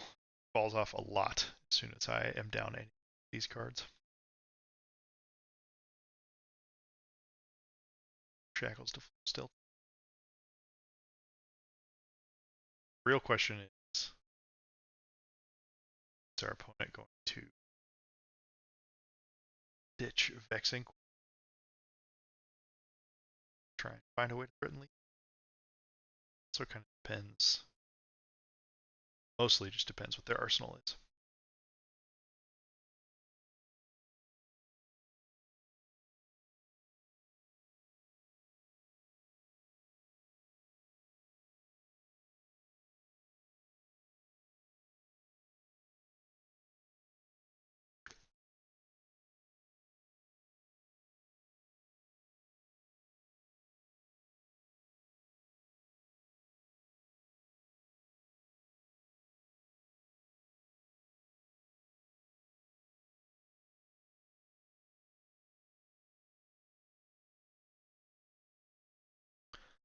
On Jankmaster, turn to me.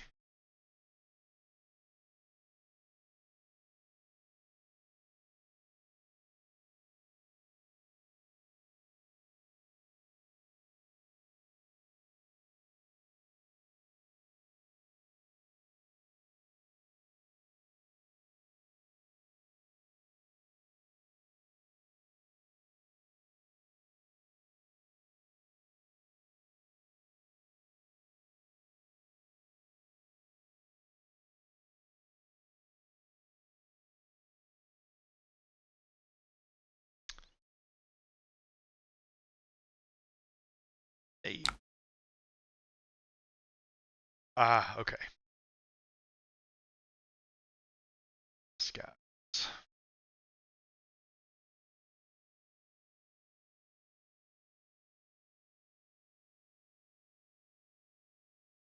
It's an interesting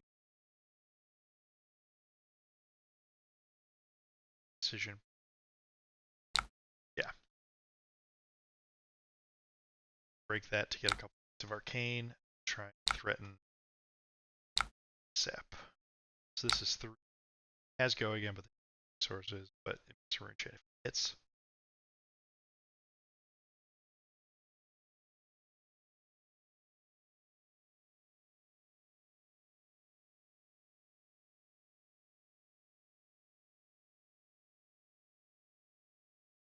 So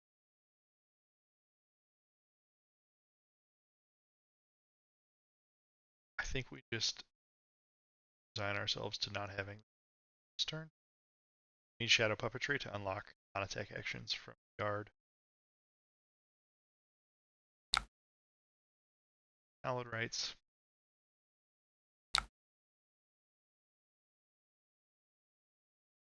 See what our shackles give us.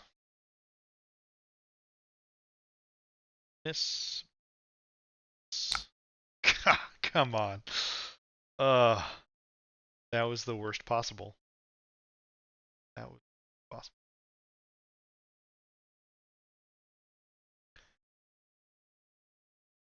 Fortunately, cards to be played. So artifact. So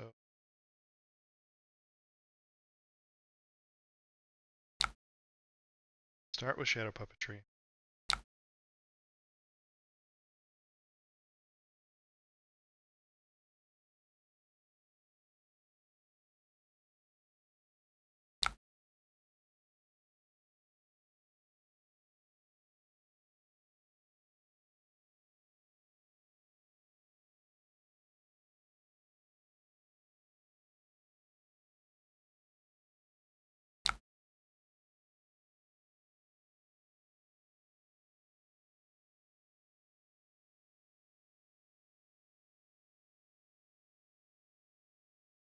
The Artivore, push this to 5. Oh, this is brutal. Yeah, if I...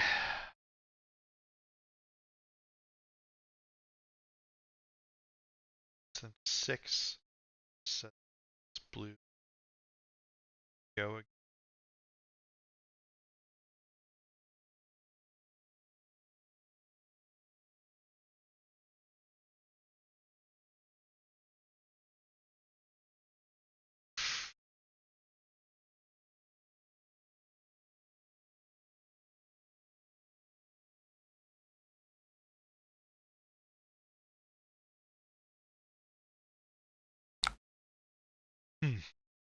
So this turns into go again,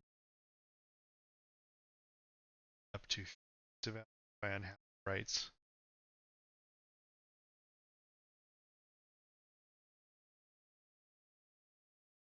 If I don't do it, this is 4, puts him to 7. I have resources. 2. That's for the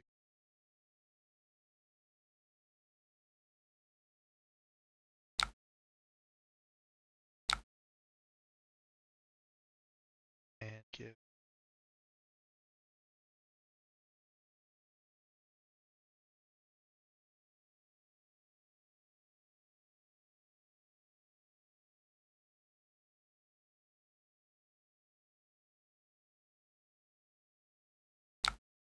real upside. If we have a 0 on top that we can play, it'd be pretty huge.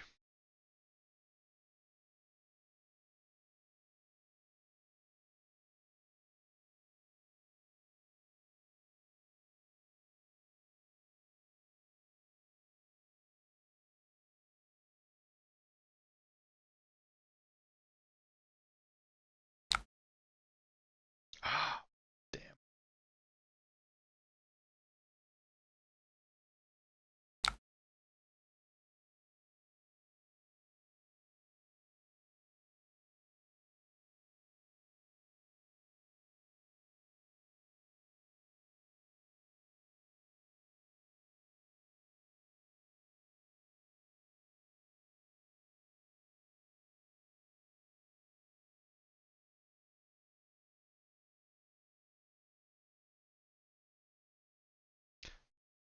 Artivore.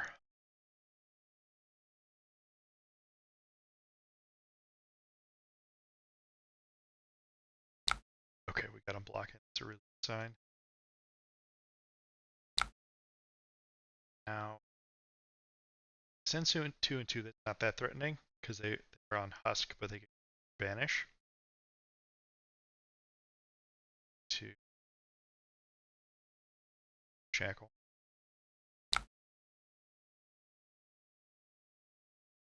Send Eldritch for 5. Should get us another card. Whereas they could potentially use it.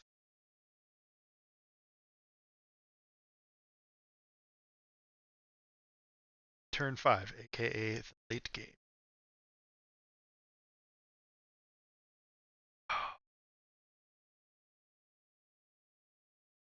If I had hit a bounding demigod on this turn, oh, so good.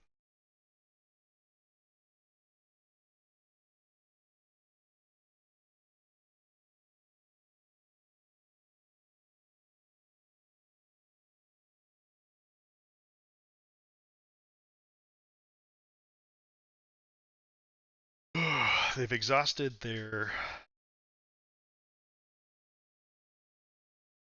extra bit of arcane.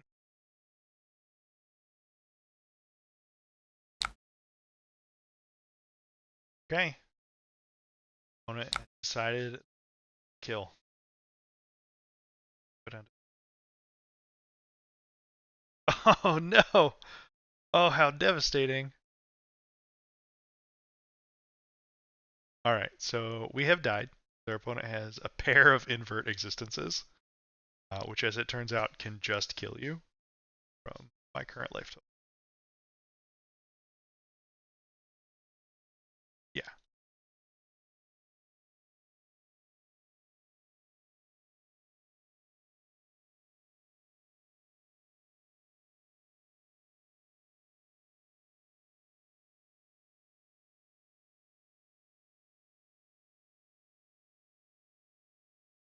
So yeah, invert targets up to 2 cards from opposing your graveyard. They pick me once, I take 2, pick 2 more again, slay me. Man. Average value per turn, 18.25. Bad, not bad.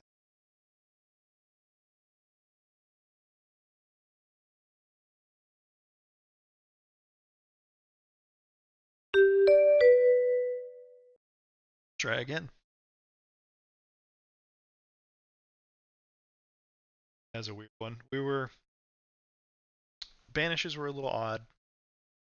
We're a resource away on like 2 different turns from going ham. Realistically, the turn where we lost creepers, no extra action, like we didn't get a extra action point a second time before blocked with. That hurt a lot. That was oh hey, the one, the only Mark Morrison.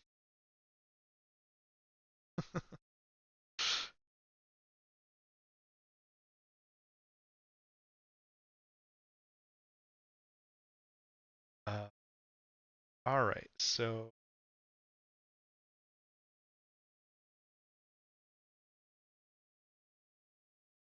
into Living Legend Dromai. Haven't had to ask myself this question before, but some poppers have to be good. Dromai doesn't run cards that don't block.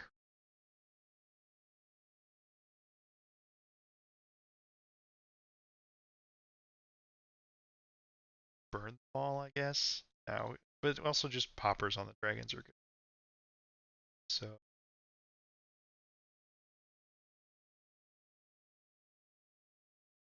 extra cards just so we can run the poppers we want.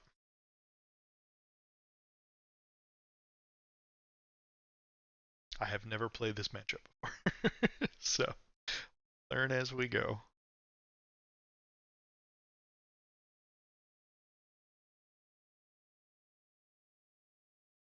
Mark, that's so rude.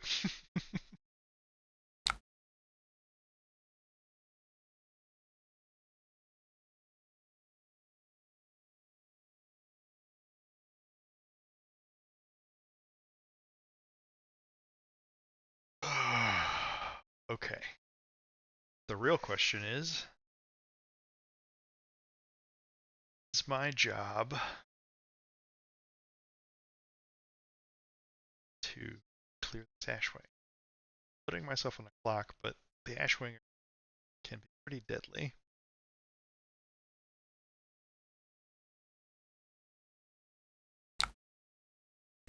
I think it's too early to start to just let these just live.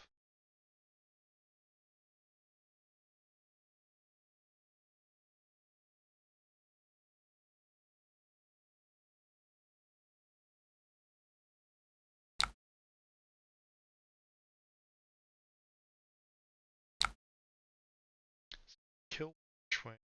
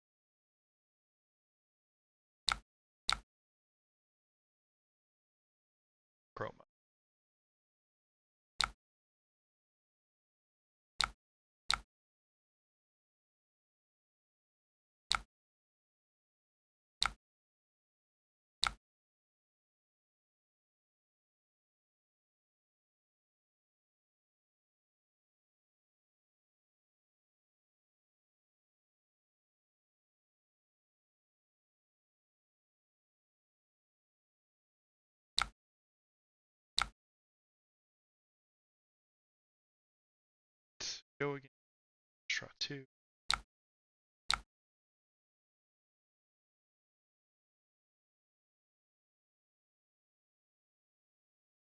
Oh my god, this says hits this turn, so Plunder Run can just trigger off me killing a dragon. That's great.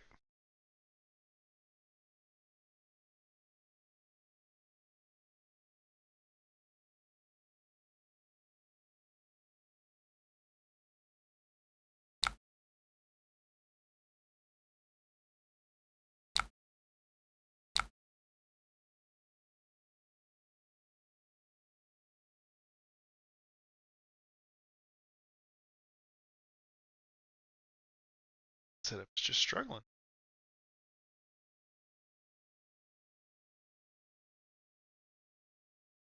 I think I want to. I definitely want to get this into Arsenal.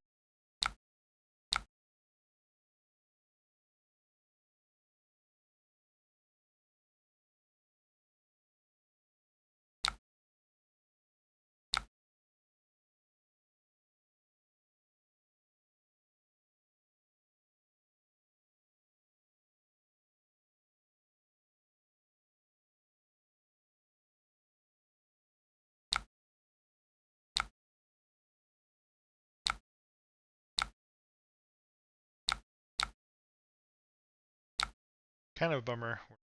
The arcane chip this turn.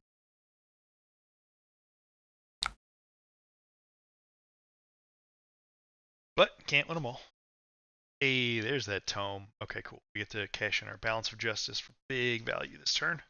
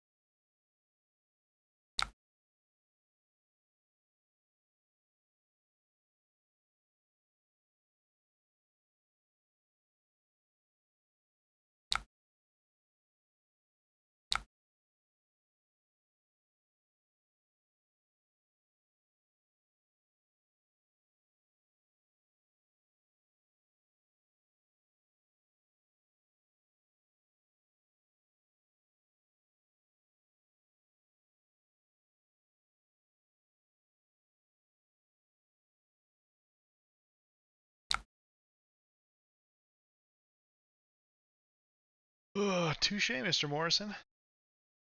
I cannot crack my Balance of Justice. I play.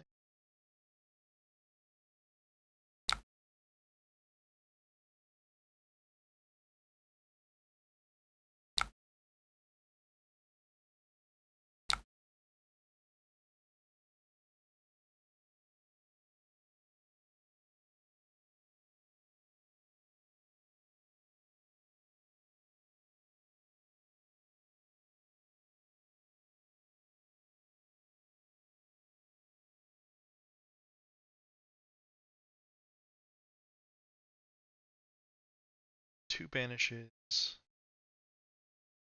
Send a soup. Rights. Chilling. Learning about the matchup. Let's hit.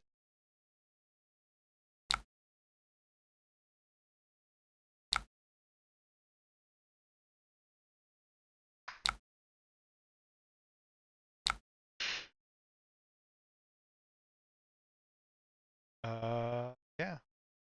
Just continue. Rough. But that's the only one. This means war.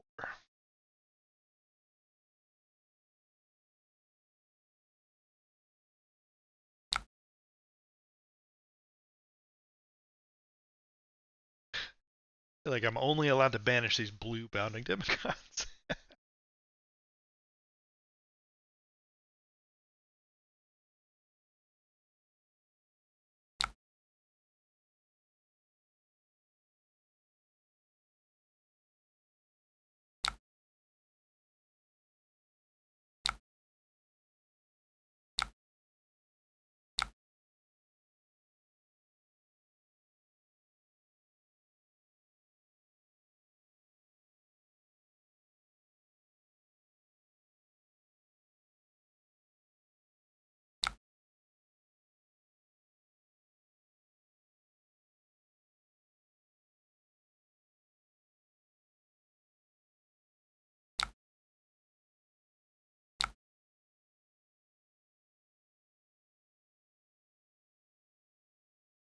Classic methods.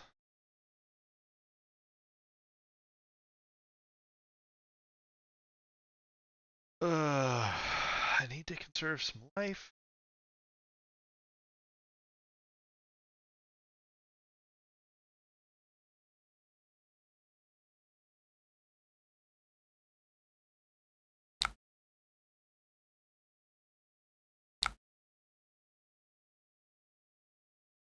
Sweeping blow. Dragon.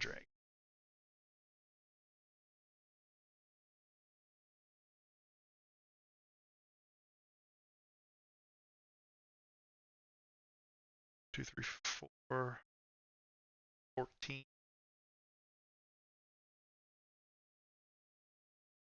Puts me.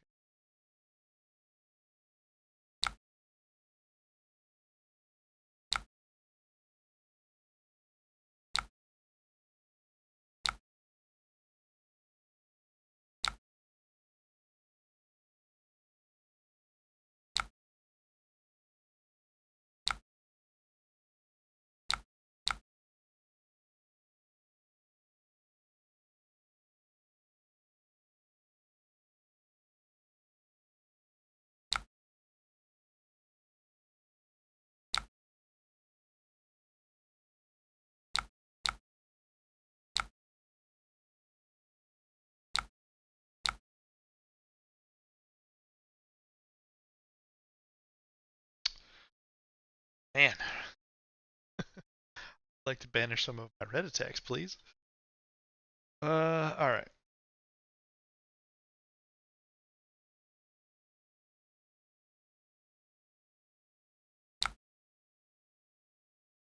Arsenal.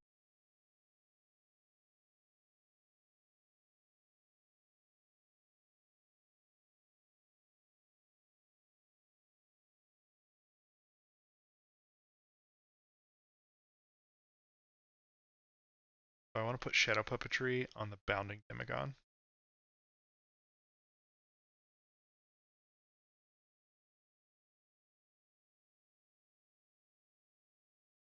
Swing as fly and to still get the Shadow Puppetry trigger.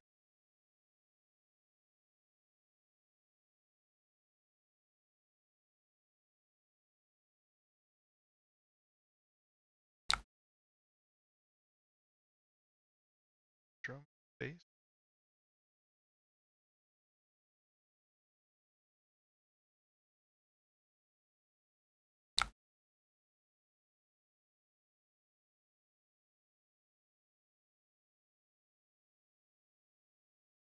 All right, deck. Put one of those sweet 0-cost attacks on top of the deck. After this draw. Not quite. Not quite. All right, let's go. Chane. Tree. Demagon. As fly.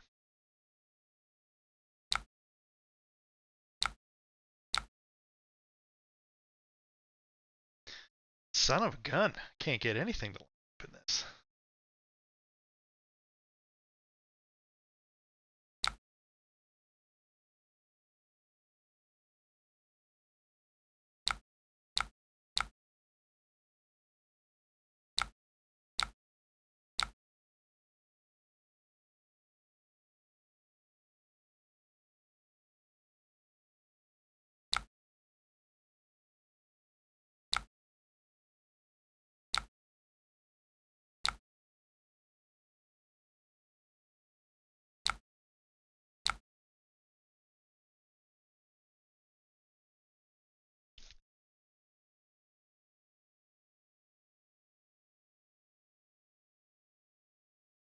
get to Balance of Justice now, because Themai's dead. Hooray! I think we're okay. Stumbling blocks.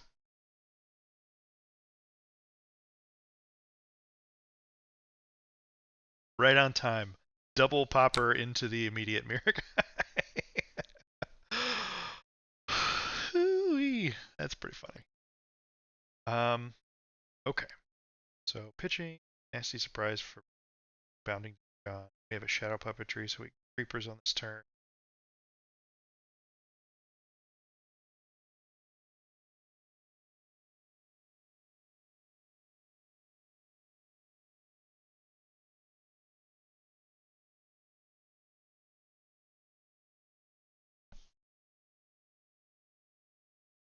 So if I block Husk on Yenderai, then next poppable thing I pop with Wreck. But this is just damage. Yeah, I block normally. This one doesn't have Phantasm.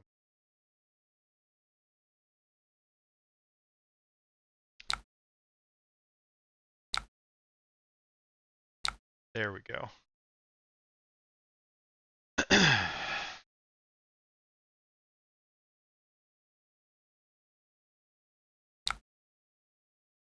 This is Huskable.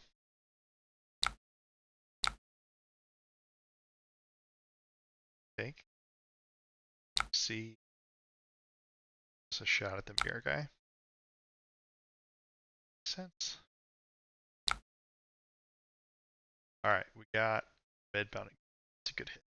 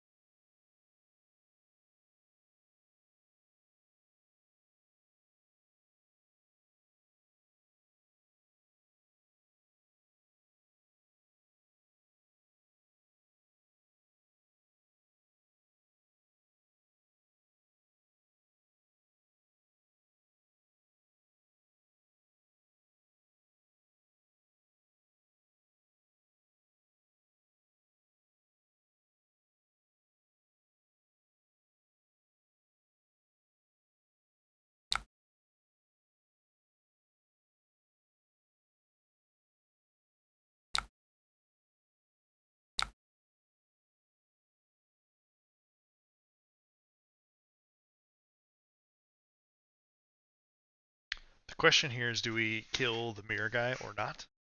A little bit of a Schrodinger's cat situation, because if I kill it, there's probably not. If I don't, isn't.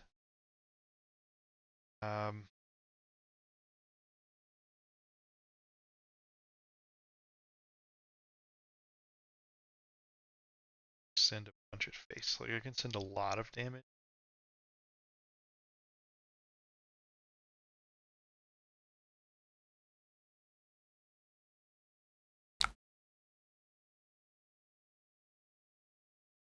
So I can hit mirror guy and then finish it off with Rosetta.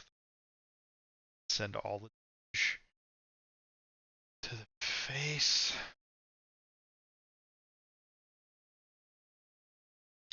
Probably. Pitch net. Yeah.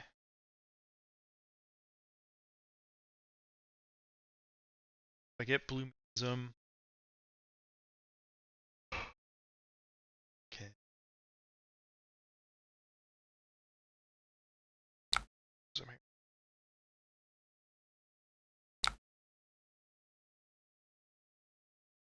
Because now Reapers, Patry, instant.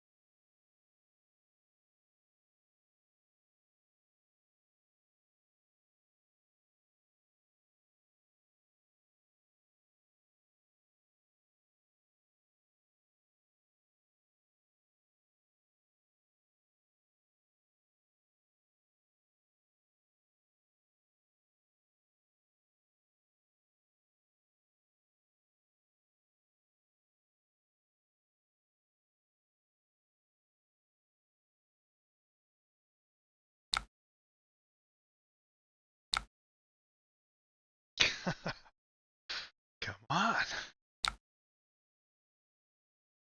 Just hit someday, right? I got 2 action points.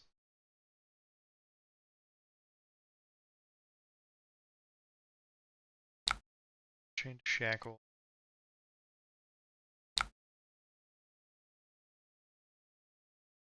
Go again. Sweet. 2 arcane. Okay.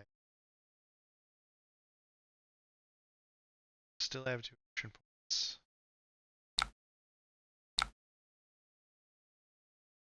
Seven.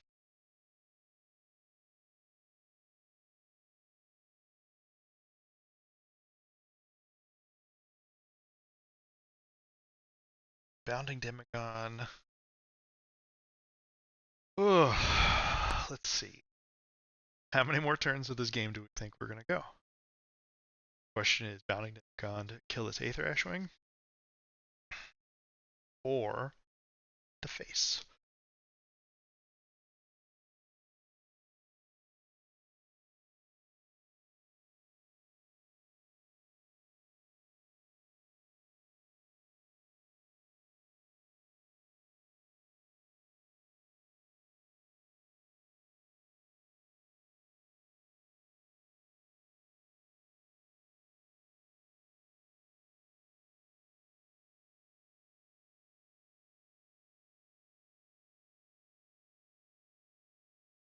Okay. So the card coming out, if that card ends up, okay. So this is Mark showing that he wants to keep the hand, decent aggression, team. We're gonna pop this Ashwing.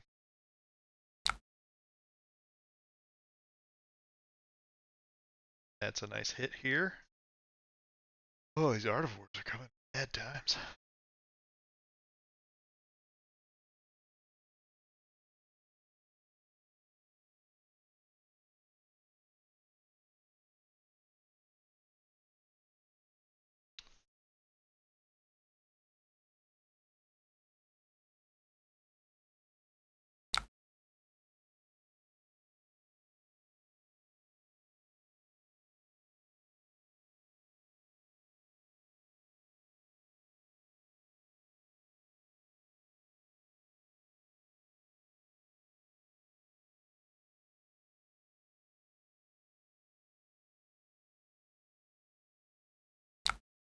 Strike, draw 5. If I let it hit, it draws an additional card.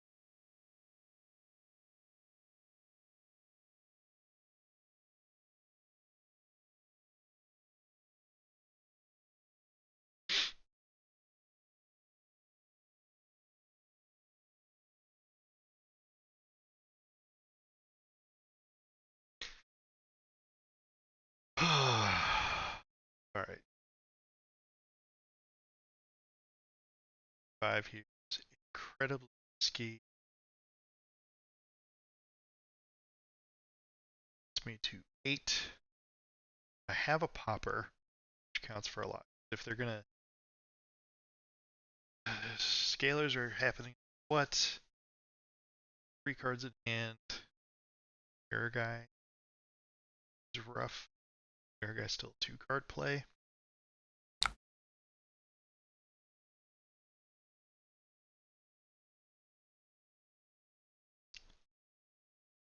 Go.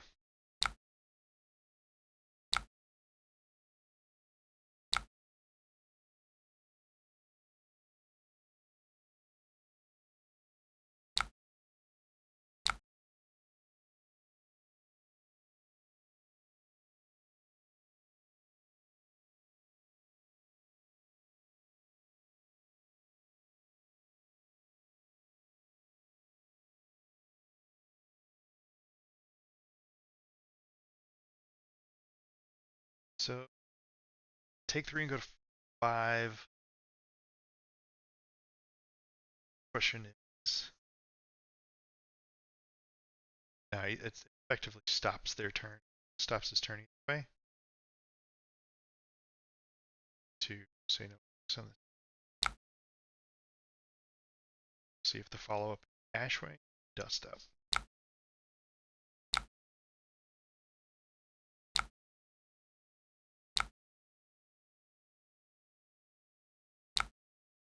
All right, 4 shackles. What do we got? On the board. Got some hits. Go see if it's Riftbind. We still have Creepers and the ability to grab said Creepers. Or grab a Minnowism.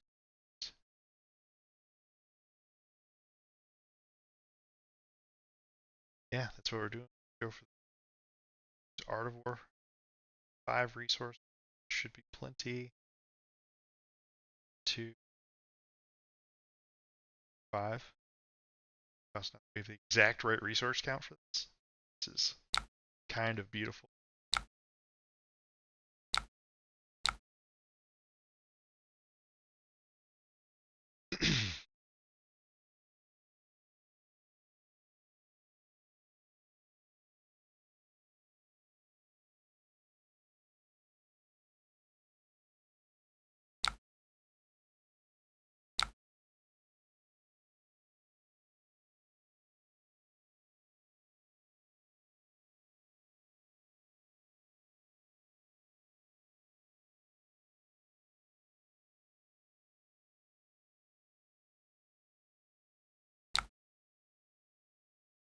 Activate. Instant. I missed that I had a bounding there too. Less opt.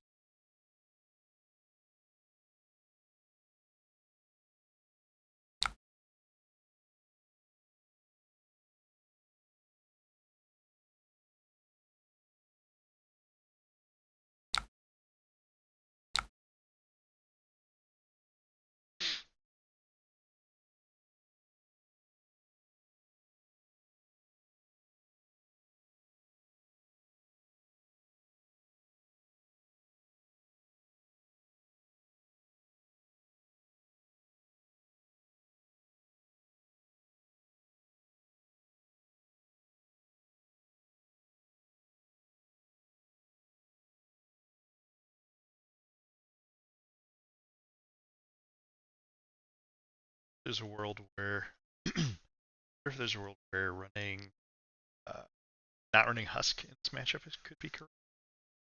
Instead running Carapace leaves you with some emergency AB in a pinch and doesn't eventually put you on a clock, which is sometimes something I really appreciate. Okay, we're getting a full block.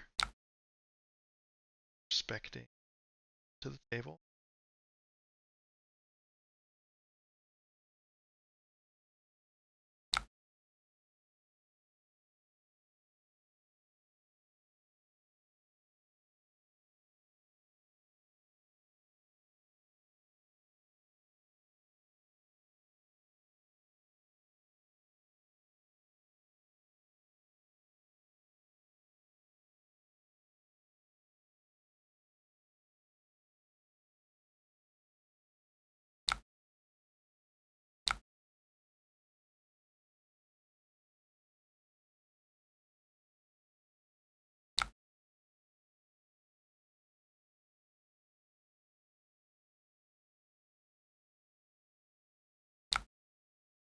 Oh, that's huge.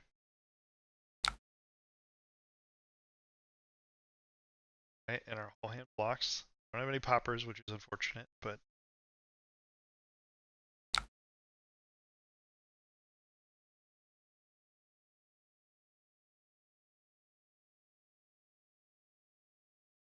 just sleep block. Worth a block.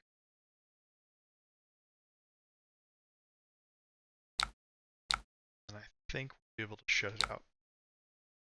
Jeez. Yeah, especially with those hits.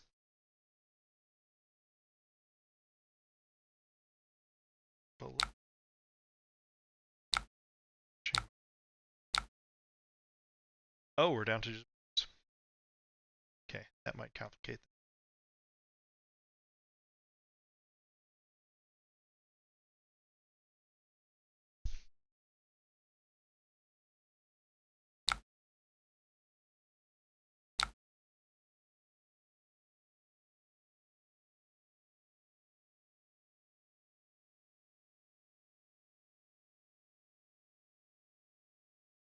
Reapers play Shackle.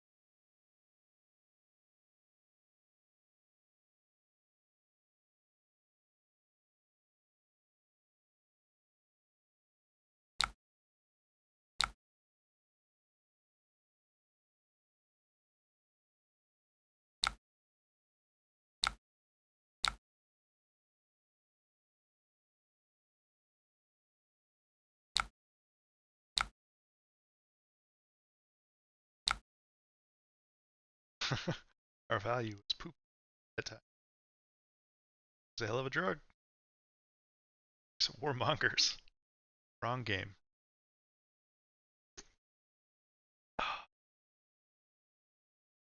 Pretty cool. Romai always a threat. Starvo time. Alright, Starvo with our best physical defense option, which is our default loadout.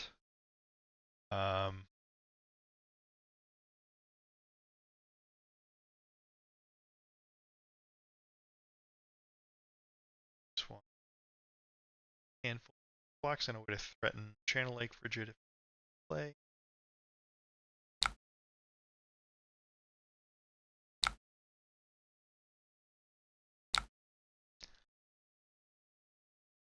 So we got Stalagmite. Important. Stalagmite usually blocks 11 damage because they'll wait until Frostbite guarantees to stop some resolution. Grasp.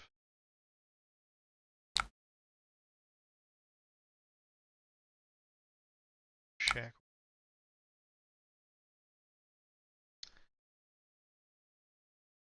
Swinging Rosetta Thorn just let filter, which we don't want to do.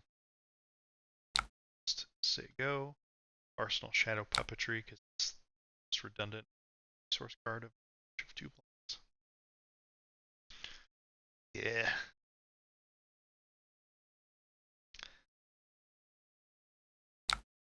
Spinal Crush. It's just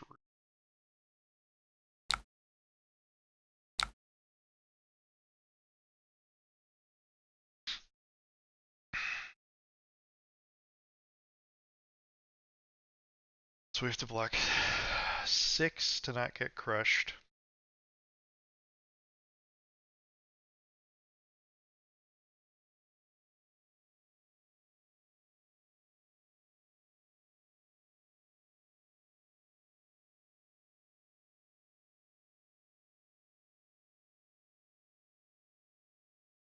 Five is easy.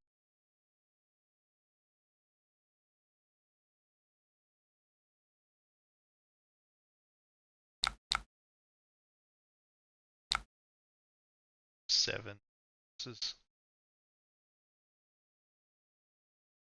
something that passes playing it safe, I guess.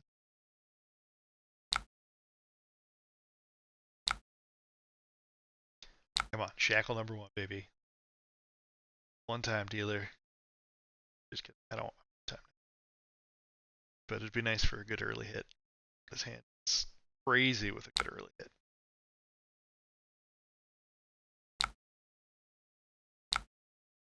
That is not up.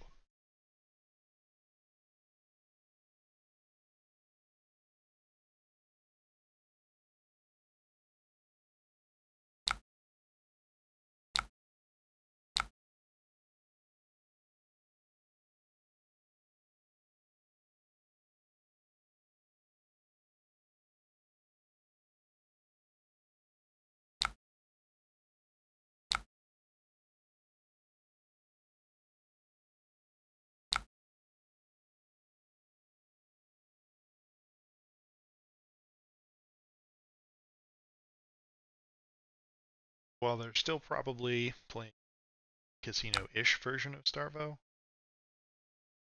pitch to Arcane Barrier 1 because they were going to Crown of Seeds anyway, so it's a free block that point of damage.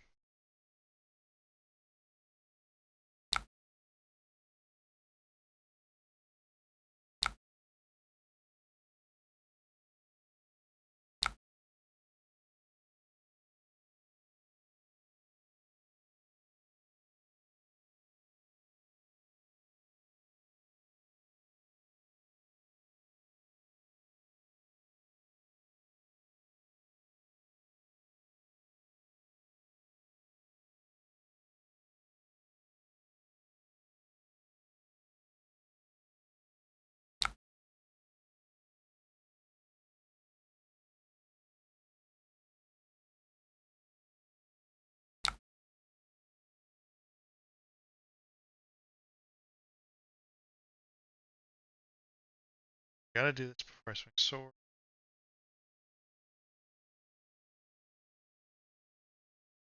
Yes, so I tree check.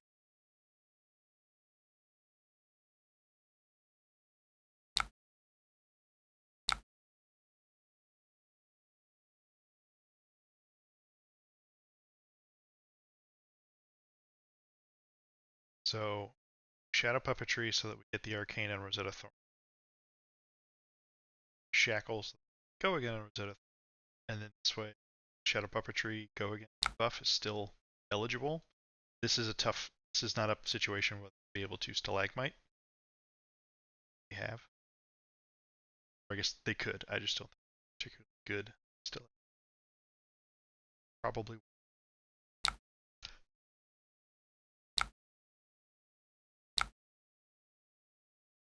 Sink below on a Rosetta Thorn. Okay. Interesting.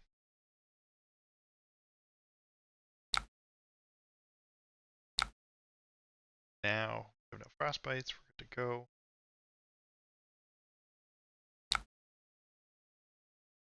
Break the chain. Bullet feel coming in for 6. Go again, potentially. Shadow Puppetry trigger.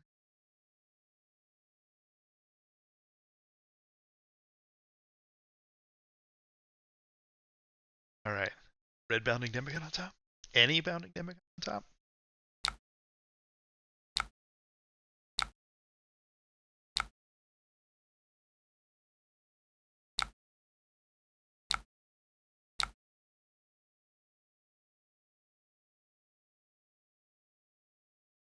So close. So close. Just a mere plunder run away. Next turn's sort of a bread and butter belittle turn again. Arsenal plunder run.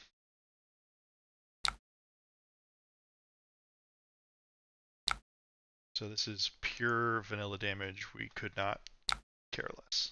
So we will take 5. Have our turn.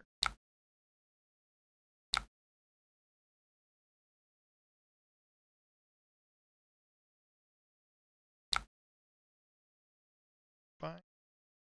Okay. Play. Okay.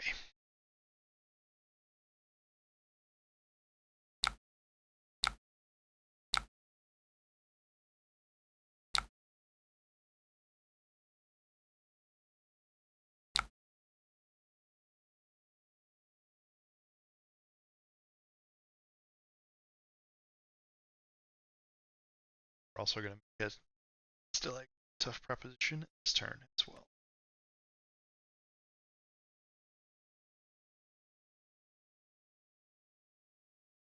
So doing the lazy sequencing here, it's easy to think about, but if your opponent is running Rampart of the Ram's Head, you can't just willy-nilly lead off on your belittle. You need to have your whole sequence thought of, because you'd want to activate Chane and then play belittle, so that you could pass the go again across the combat chain without breaking the chain, which would let them reutilize Rampart for good value, which you don't want to let them do.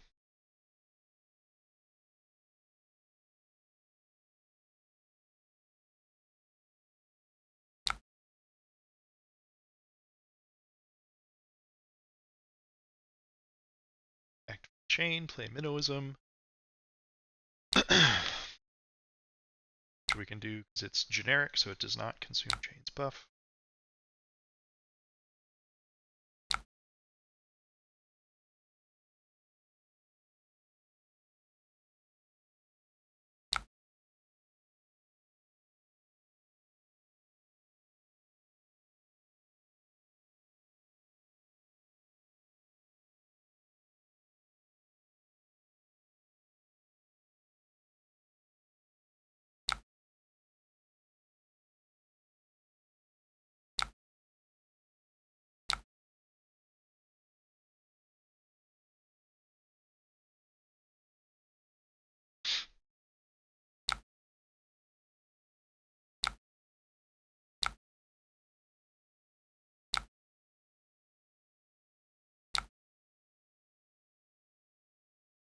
It's a little pointless because it's just float, but practice to do it.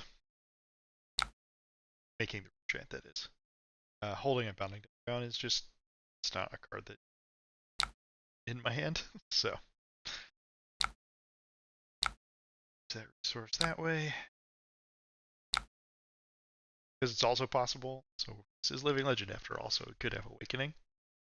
So chant could have connected if they want to do.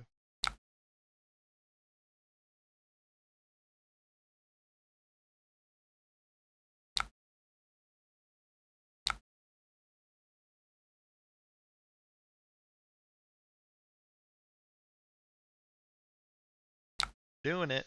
We're starvoing.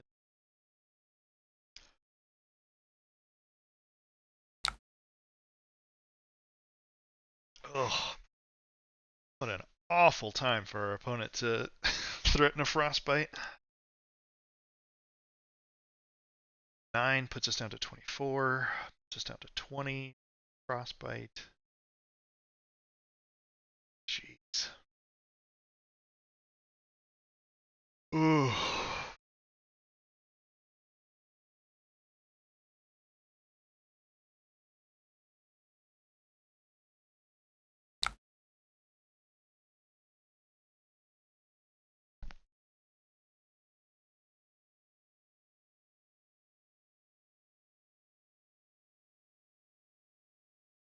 Yeah, we're going to take this to... They don't have an arsenal, which is good. Frosty 4.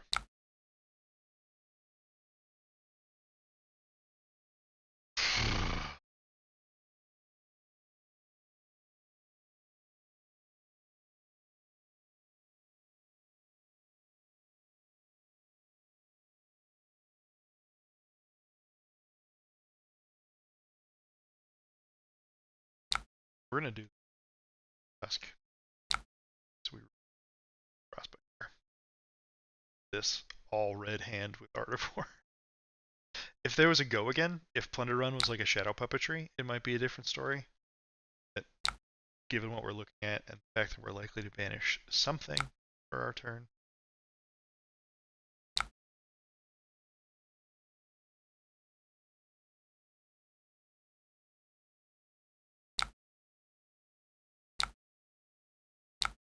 Hey, there's... Okay, cool. Alright, so...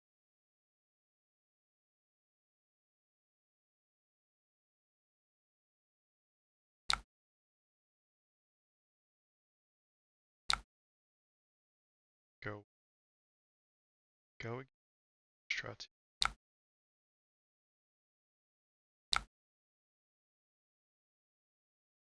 Bounding, because it's more resource efficient.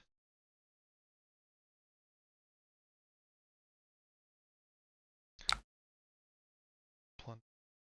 Arsenal.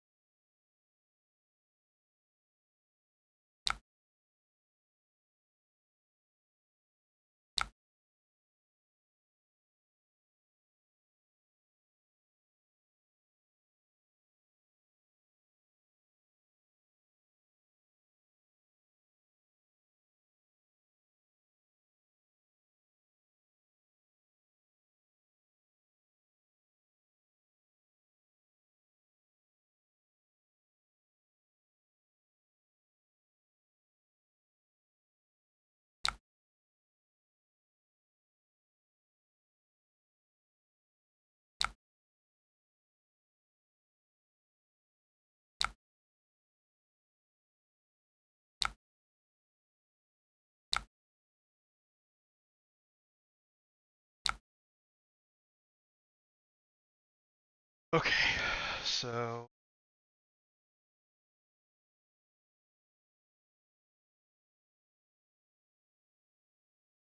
now we want to little pitching an Halidorus, grabbing red mid. Still have Shadow Officer for resources.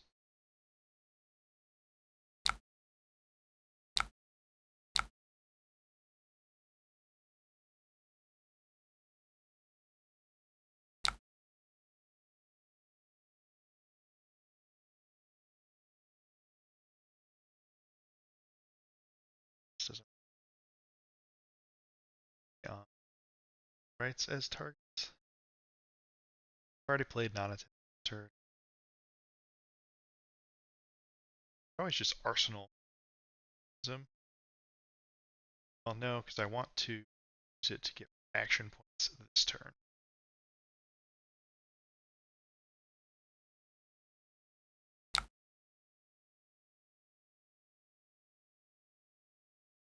Threatening, plunder, trigger again.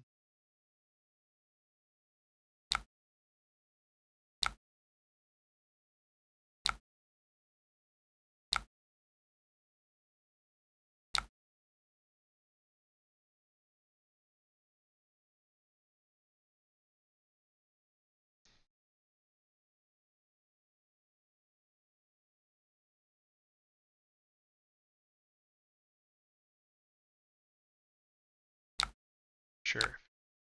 Shall stage, that's fine.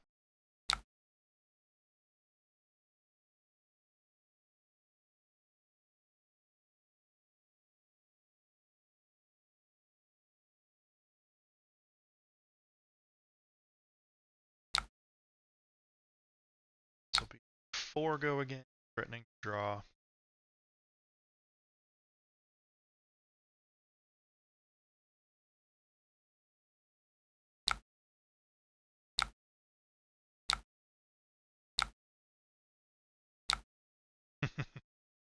Okay.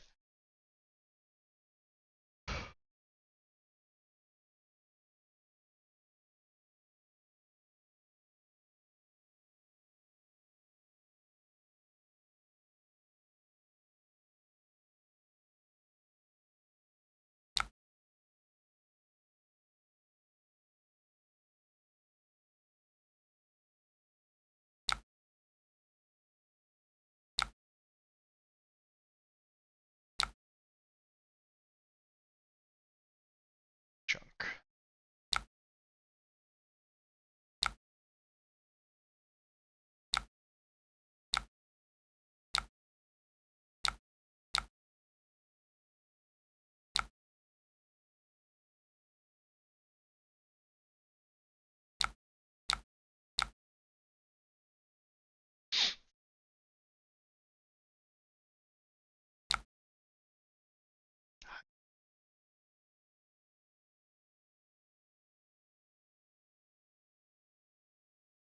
Control can't gain.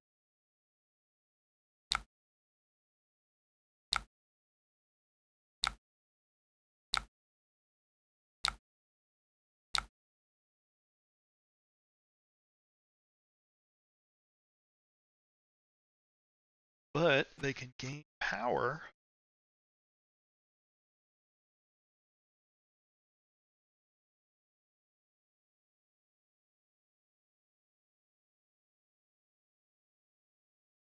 So I can both of a shackle. Fine.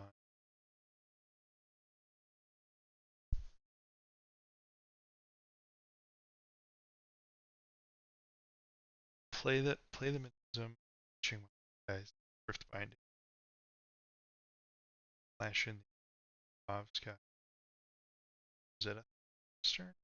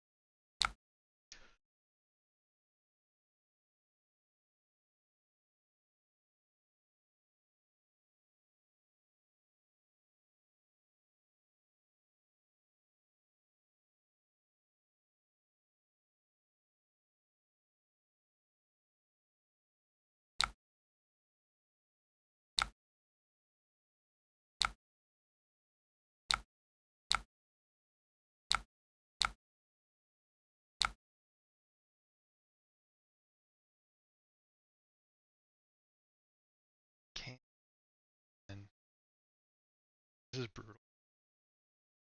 This turn was very, very strong.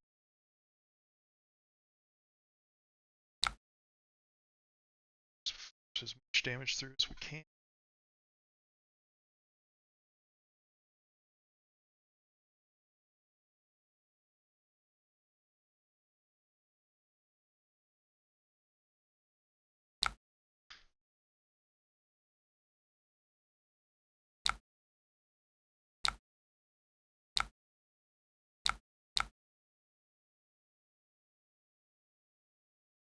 Okay.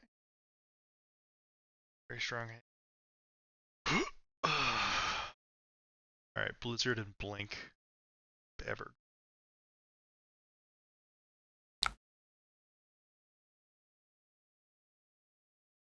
So,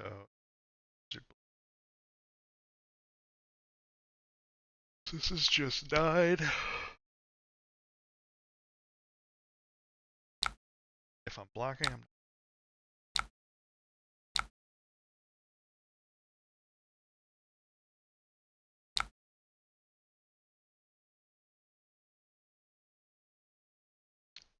playing out the channel. Oh, right. Okay.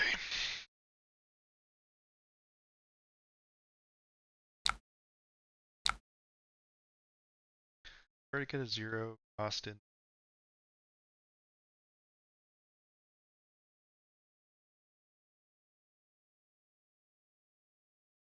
Fuck. Saber. Frostbite.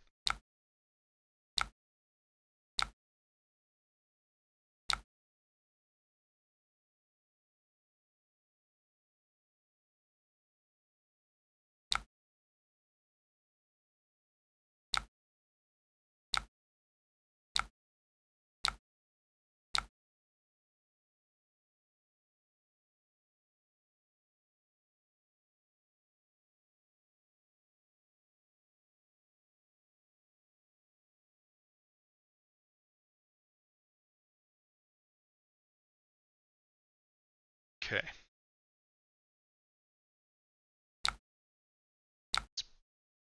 Seeds.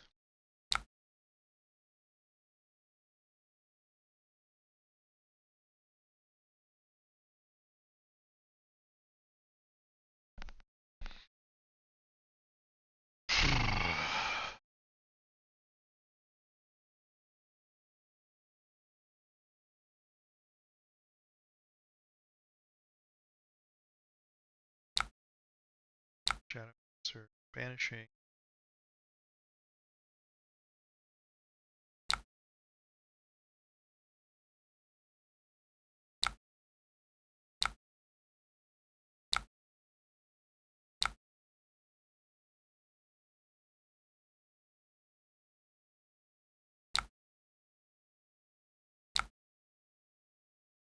Shackle.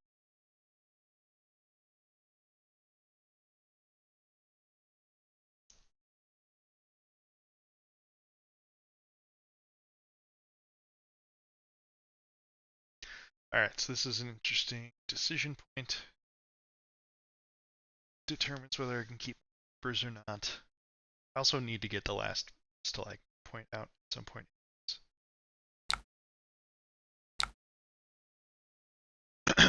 And a pile of Banding Demigod is not a bad batch of things to have chilling.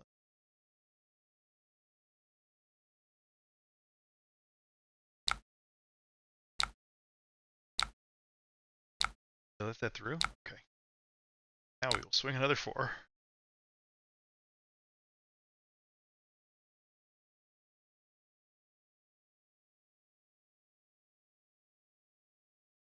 Our opponent is supposed to select my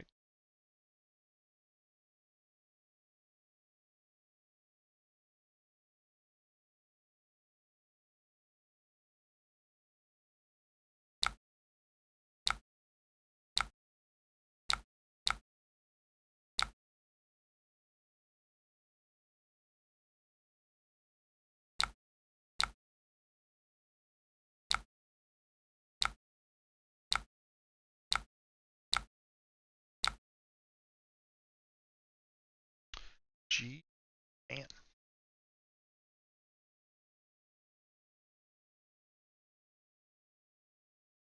So seeds can flash it in. Go. I need to mix some resources.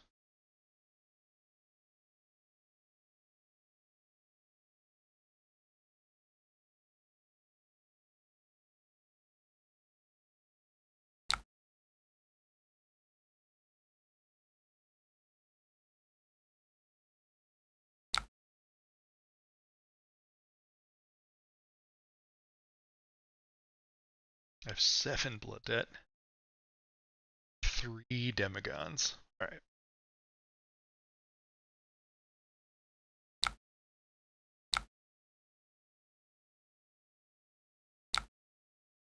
Start with a 2.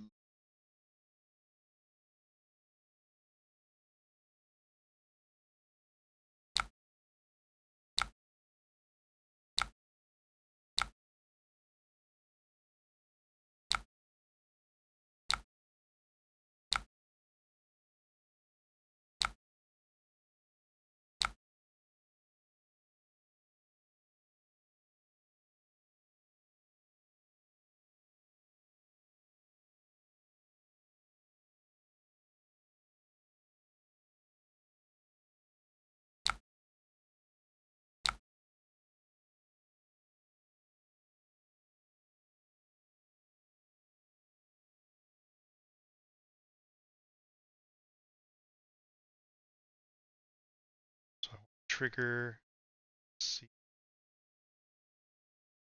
I think I start with.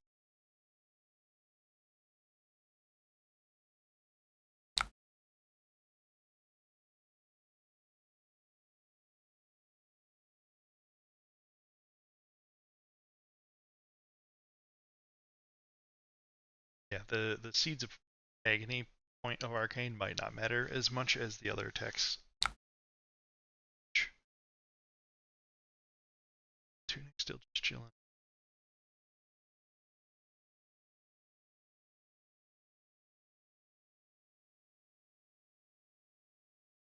Alright, cashing in armor. Tunic. Ooh.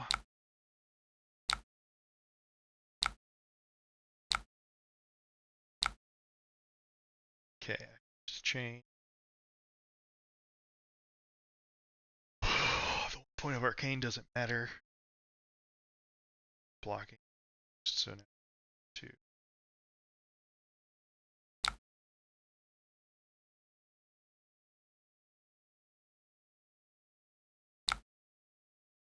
So it's gonna cost 2 resources. Now we're.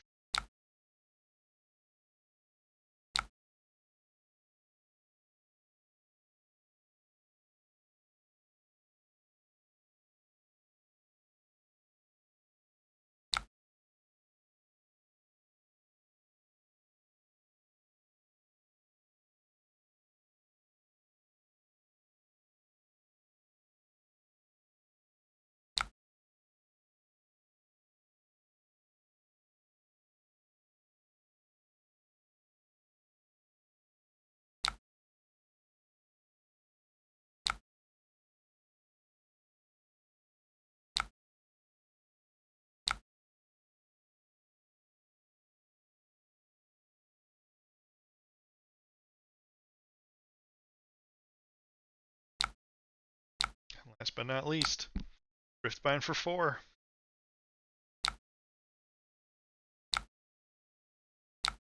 Boom.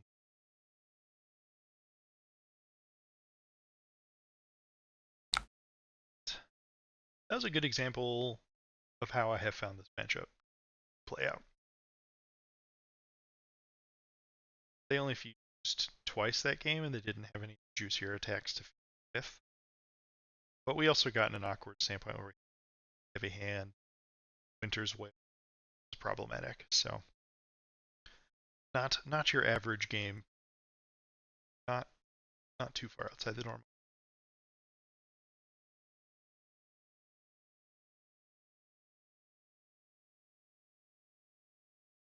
Right. So step in.